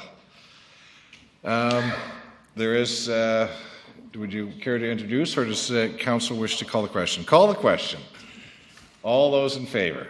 Opposed? Carried. Thank you. Next item, minutes of the Parks and Recreation Commission meeting held on 2015, May 27th. Second. Moved and seconded by Councillor Thorpe and Pratt. Discussion, seeing none. Oh, pardon me. Councillor Bestwick. I know we're getting long, but oftentimes we get the unadopted versions, and then there's many months that go by before we get the adopted versions. And I think we've had this conversation for several councils. If there's any way possible to move that a little quicker in the scheme of things, because it's May, now it's August, and I'm just wondering if there's that possibility to get that moving a little quicker. Sure. So we do email them to council as soon as we email out the draft ones. We email them to you right away and give you the unadopted versions. And then this is the formality. Once the committee's met, then we bring them back formally to you. But we do email them out to you right as soon as we've done the minutes after the meeting. Thanks. And so what I haven't been doing then is looking at the unadopted and then looking at the final version to see if there's any changes or substantial differences between the two. So thank you. And this one's a little bit later just because we canceled the June meeting, so it's a little bit later than normal. So for the new members, so in essence what happens is once the minutes are available for publication, they're sent to council and to the commission members, I would assume. Yep. Then they adopt them at commission level, and then they come to council for adoption. Right? That's correct. Thank you. No red tape there. Okay, so we have a mover and a seconder. We did, yes, okay. Yep. Mover and seconder, thank you. So, Mr. Mayor? Yes. I think I'm on your list. I think Mr. Harding explained this, but I just wanted to point out, in case anybody didn't hear him, that this is a little bit unusual because there was no June meeting. So the reason you're seeing a May date there is partly because there was no June meeting. Thank you. Okay, Thank you very much. Call the question. All those in favor? Opposed? Carried. Next item. Minutes of the Nanaimo Culture and Heritage Commission meeting held. Moved and so that June 3rd. So moved. Seconder? Seconded. Thank you. Discussion? Seeing none, call the question. Those in favor? Opposed? Carried. Minutes of the Advisory Committee on Environmental Sustainability meeting held June 10th. Move adoption. Seconded by Councillor Pratt. Thank you. Discussion? Seeing none, call the question. All those in favor? Opposed? Carried. Thank you.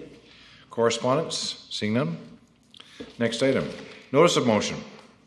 Councillor Bestwick advised to be bringing forward a motion to the meeting. Go ahead, Councillor Bestwick. Sorry, am I on? Sorry. You're on. I don't know if anybody needs me to comment on it, but there it is. If anybody else has a comment, but unless I need to read it, I don't think I need to read it. Do I, Chris? No.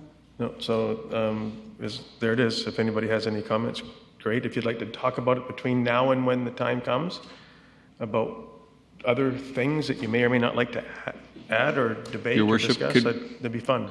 If Councillor Vestic's okay, I think it would be good to read it out for the viewing public. Oh, I'm sorry. Apologies.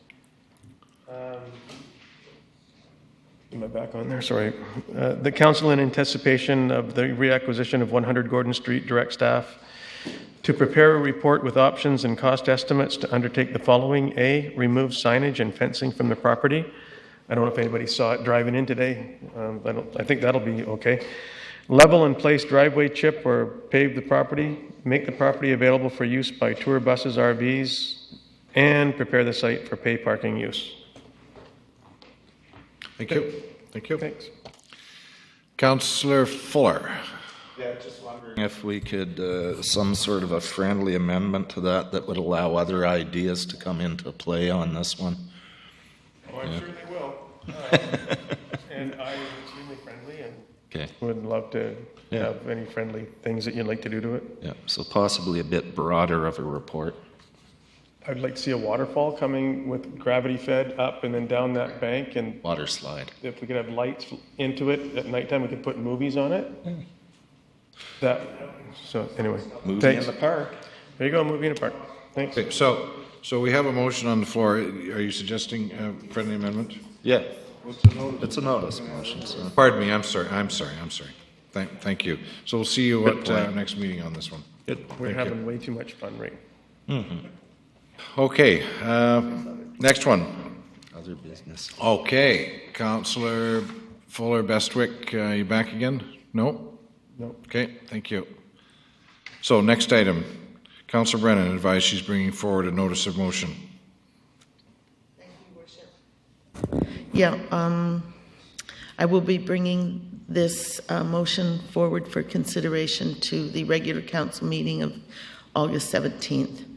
And it's slightly different than printed in the addendum. It is that council directs staff to prepare a report regarding recent fires in Nanaimo, specifically addressing how a new fire station and 2 member engines would have affected response times and property damage, and how a new fire station and 4 member engines would have affected response time and property damage. So the notice is actually 4, not 2. No, it is to give us a report outlining how, if it was a new station with 2 members, how that would have affected it, and if it was a new station with 4 members, what the difference would be. Great. Compare and contrast, like your exercises at school. Thank you. So you have another... You're not allowed to go in. And I have another... no, it isn't a notice of motion. The other one is a motion, actually, I plan to make tonight. Okay. So the other one, the one that you've just brought up with concern with respect to the new fire station, that is a notice of motion. Notice of motion. Okay. Notice of motion. Yeah, and then... Your next one is a motion. Is a motion, yes. Go ahead. Just because the issue of this code of conduct or charter, as Mr. Jackson referred to it, has sort of caused some consternation. I certainly did not recognize that there was a signature line if I was given the documents. I may have read it and thought that sounds fine, but didn't recognize that there was a signature line that had to be signed. So, and I don't know whether other people had that same difficulty with it. So what I am doing now is I'm moving that the August 17th, 2015 regular council meeting, that at that meeting, the adopted City of Nanaimo Council Charter, role of councillor, role of mayor and council, and /staff protocol charter be available for signing by any members of council who have not yet done so but wish to. Thank you. Is there a second? Here? I'll second that. Seconded by Councillor Pratt. Yep. Councillor Kep, or Councillor Fuller, pardon me. Cool, I beat you. Yeah, my understanding is that the code of conduct is actually in the Elimina report, not the governance report, which was already passed by council, which was the Watson report, is it not? And that we really do not have a specific separate code of conduct with somewhere to sign on it. I've never seen this. Yeah. I could try and help out. So the way it worked last term, I believe it was Alison Habkirk who put the report together, and this is what came out of that. There's the charter, the declarations for the mayor and for councillor, as well as the council staff relations protocol. So those documents were the ones provided on January 9th with the mayor, under the mayor's signature, and it was included with the financial disclosure forms. And those documents were sent out. Would have been early January. Thank you. Councillor Bestwick. Oh, thank you. Is this the same thing that the previous council had option to sign or not? That's correct. That's from the previous council. And the previous council had the same opportunity? The way it was written is that the declaration itself would start upon the new term of the council. I see. And it was optional. This isn't a mandatory scenario. In terms of, you're all aware of the oath of office. That's mandatory in terms of provincial legislation. You don't do that, you're not qualified to hold office. Correct. This is a City of Nanaimo document. This is what City of Nanaimo came up with for the role of council, the role of mayor, etc. So the previous council brought this forward, it adopted it, and it's now for council to consider for signing. Thank you. My only comment would be I wouldn't wait for August the 17th. I would go down to City Hall and sign it tomorrow or the day after. Thank you. Councillor Fuller. Can you email me that specific document again? Because I know I don't have it saved in my emails, and Certainly. Every once in a while it tells me that my storage is almost up, so you end up deleting things. And I've searched, and it just ain't doing the search. And even on the city website, I can't find this specific document. I can find the governance one, the one that was passed, which has the council stuff and the role of council, the role of the mayor, and so on and so forth. That's all in there, and that was passed, but can't find that other thing. Certainly, I'll resend that. Yep. Thank you. To all of us, please. Thank you. Councillor Pratt. Just for clarification, is it on the website? On the website is the council charter, the role of the mayor, the role of councillor, and in those two documents, the declaration's included at the end. Okay. And then there's also the council staff protocol. The one that the mayor wrote on January the 9th was an introductory letter. So that's not on the website. It was just attached, please find. But the form that we signed. That's correct, yes. Is on the website. Yes, that's correct. Thank you. Thank you. So, it's been moved and seconded. Call the question. All those in favour? Opposed? Show that Councillor Fuller, Councillor Bestwick, and Councillor Yoakum are opposed. Thank you. Motion carries. So, next item. Question period.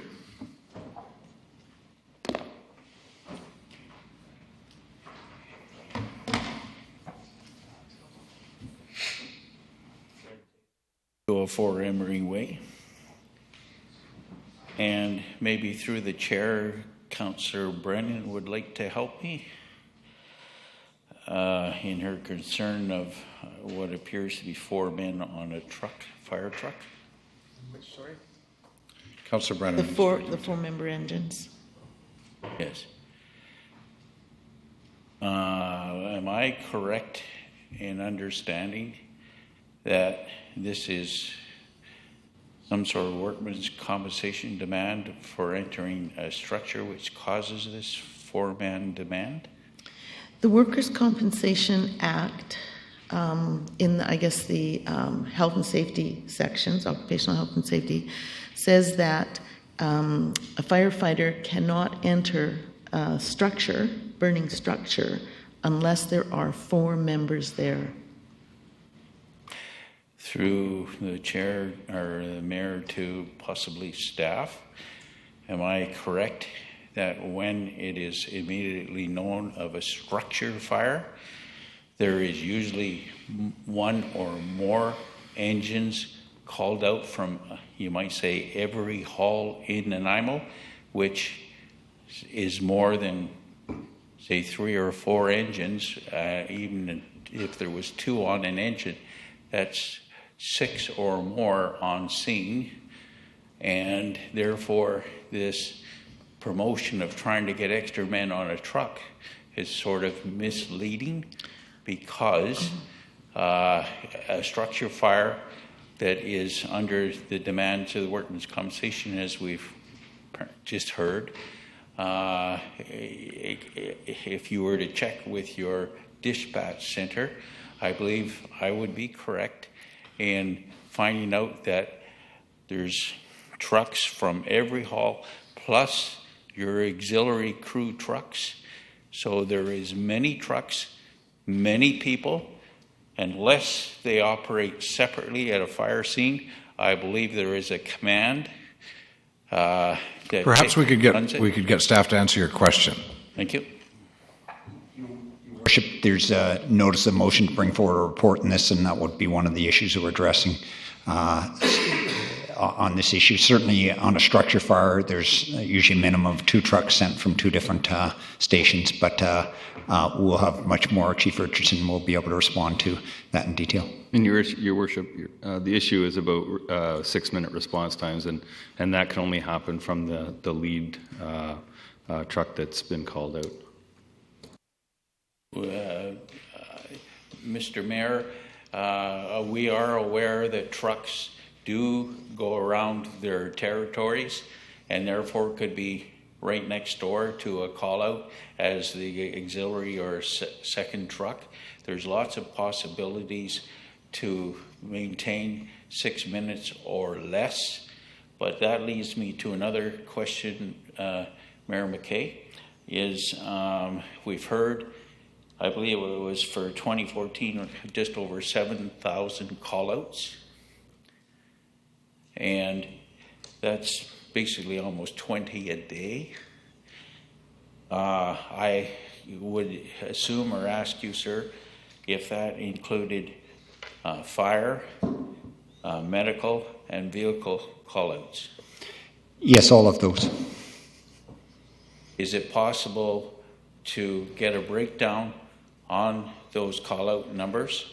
The reason I'm asking is, in some cases, if it's medical, which I suspect is the largest number of call-outs, I would ask the council to look at that very carefully as to what call-outs you go to, and not just all. And in response to this 6 minutes, who is there first if it's the largest number?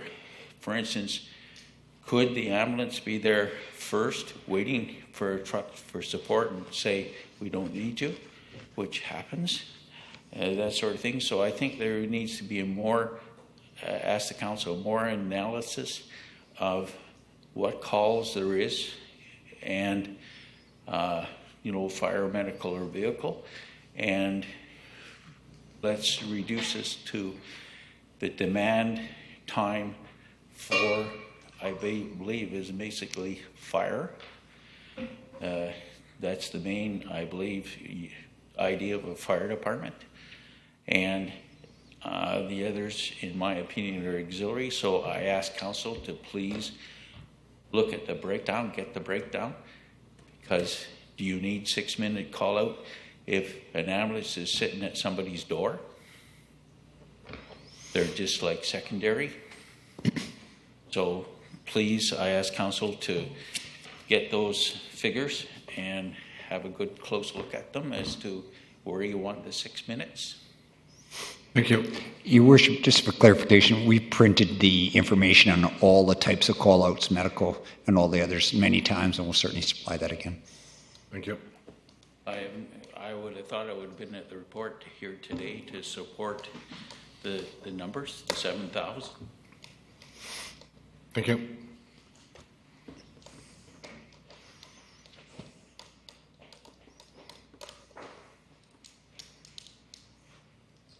Robert Fuller, 3350 Hammond Bay Road. My first question has to deal with the auxiliary spillway contractor selection process. First, an observation, I was very happy when they were digging out there to see that they had all the fire suppression equipment there and that it was all functioning. I was very pleased to see that. Now, this question would have to go through yourself to staff, to Mr. Seward. Is the site survey information, the numbered trees, the wildlife area, is that on the city website yet?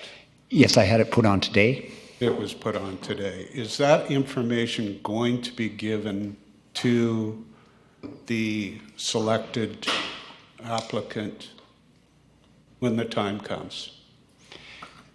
Certainly any and all information would be given to them. Just want everybody to understand the information on the website is the numbering system that Herald Engineers surveyors use to identify where trees are in relationship to the proposed spillway routing. And it is an exercise that will, in the coming months, allow us to delineate the actual surveyed location of the spillway. As to the direction and everything the spillway takes. It's on paper right now, but it is the proposed, depending on the soil conditions, trees to be cut, those type of things. And I would imagine they would have to be aware of the wildlife zone that I pointed out to you that day. Yes, Or is that going to be exempted? Mr. Fuller's referring to a tree that is used for by woodpeckers for food. Those trees are not protected from what being explained to me. If they're not nesting trees, then it's not protected. Feed trees are not protected by nesting trees, potentially are, but very much so is part of the valuation on the process would be how that tree fits into the tree management plan. But you wouldn't know if it was a nesting tree unless it was the springtime per se. Are there any other wildlife sites marked in the survey, or is that the only one? My understanding is I'm still unsure of who actually marked that tree, and we'll certainly have a look at it further in that respect. But I asked the city arborist to have a look at it. Thank you. My second question has to do with the Tourism Nanaimo presentation tonight. A brief mention was made of the China market. And I know through other councillors, I've heard mention of it too. And in the financials that were sent off this spring to the provincial government, there was a $65,000 expenditure to SSS Manhow. I've heard from people that this had to do with tourism, and I would have imagined that they would be chomping at the bit to get this information out. I've asked questions on this. I've been told the information's been FOI'd, so I can't get any information on this. And I'm just wondering why one would have to FOI information that's already listed on the city financials and that is presumably tourism related. Why I can't get that information?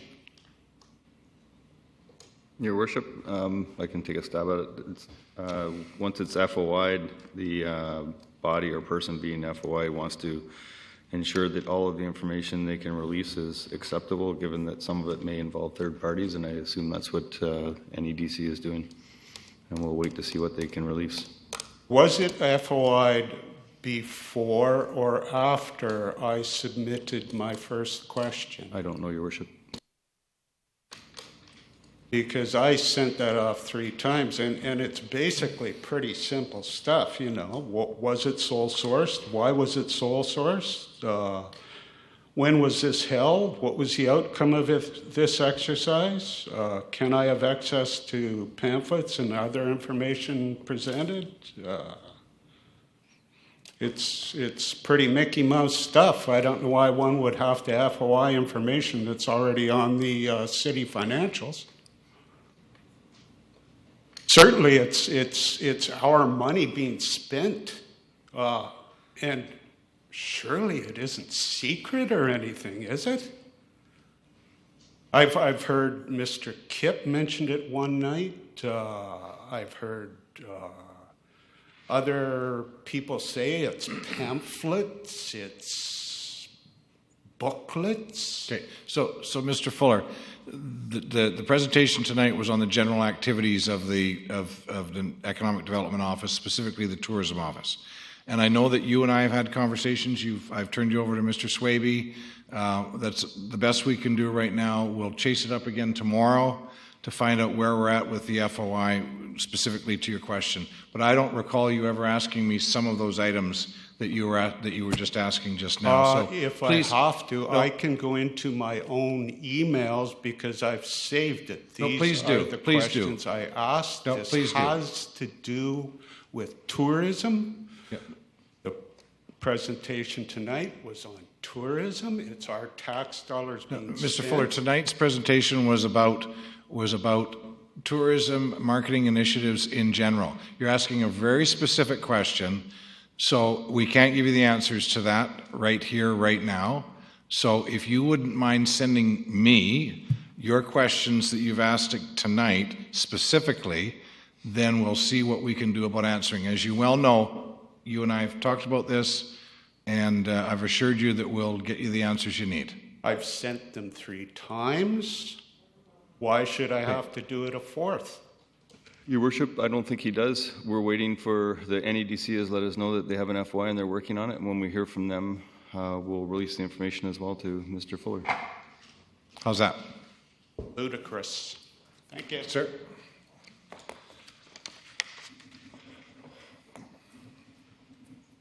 Quick, I know we all want to go home. So this is a question of the auxiliary spillway contractor selection process, which I tried to do at the beginning of my presentation.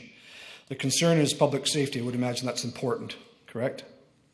So if I could show my slides. No. It's question period, sir. Question period is public safety important in the selection of the contractor? Sir, no. I'm not going to allow it.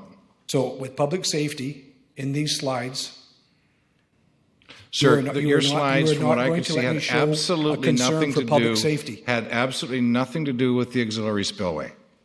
but it's got to do with public safety in that Your park. Worship, staff would be more than happy to meet with Mr. Cake tomorrow and discuss. Well, we can the do it safety here, issue. or I can do it to the paper, because I keep being dismissed over this.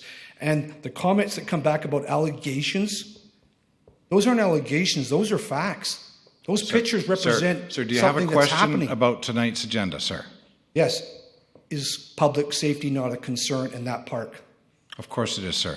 So why would you not let me address this so staff can take this forward in Because this it's not, process? because the questions you wish to ask are not on tonight's agenda, sir. So public safety is not a concern. Of course it is, sir. So it doesn't matter if public safety is a concern unless it's on the agenda in regards to the selection. Well, if you want to stretch that even further, you could suggest that public safety is about the sidewalk out in front of this building, and you want to talk about that.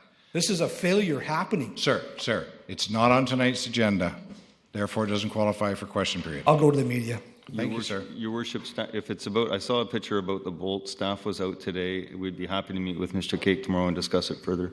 You're popping all off. That bridge, that pipe is failing. 14 million liters of water is sitting in that pipe from a reservoir. And it's all all springing off the trailer. Sir, do you have any further questions? Yes, public safety should be important. Do you have any further questions with relation to tonight's agenda? Thank you. Ma'am. Ada Boarding, 520 6th Street. My daughter and granddaughter live at 530 6th Street. My son lives at 501 6th Street. How do I address you regarding public safety with how that water is going to come down that hill? With regards to Jim saying, what, is this just a guess? I hear so much tonight about winging it, that we're just going to do it as it goes. I'm not allowed to build in Nanaimo that way. Why are you?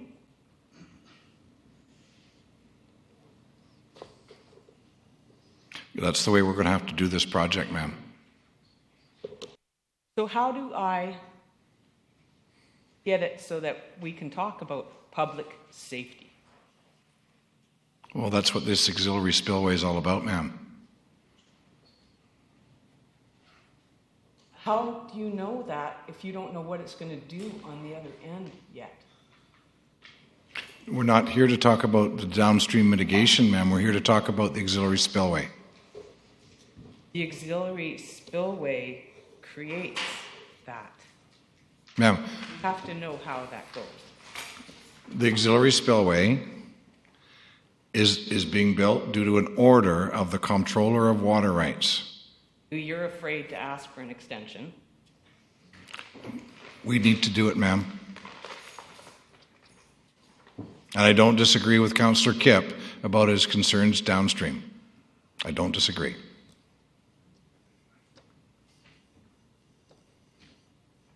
What I saw, I thought was pretty disagreeable. Pardon me? What I saw, I thought was pretty disagreeable. No. You were calling him out of the room on it. No, I was not calling him out in the room on that, ma'am.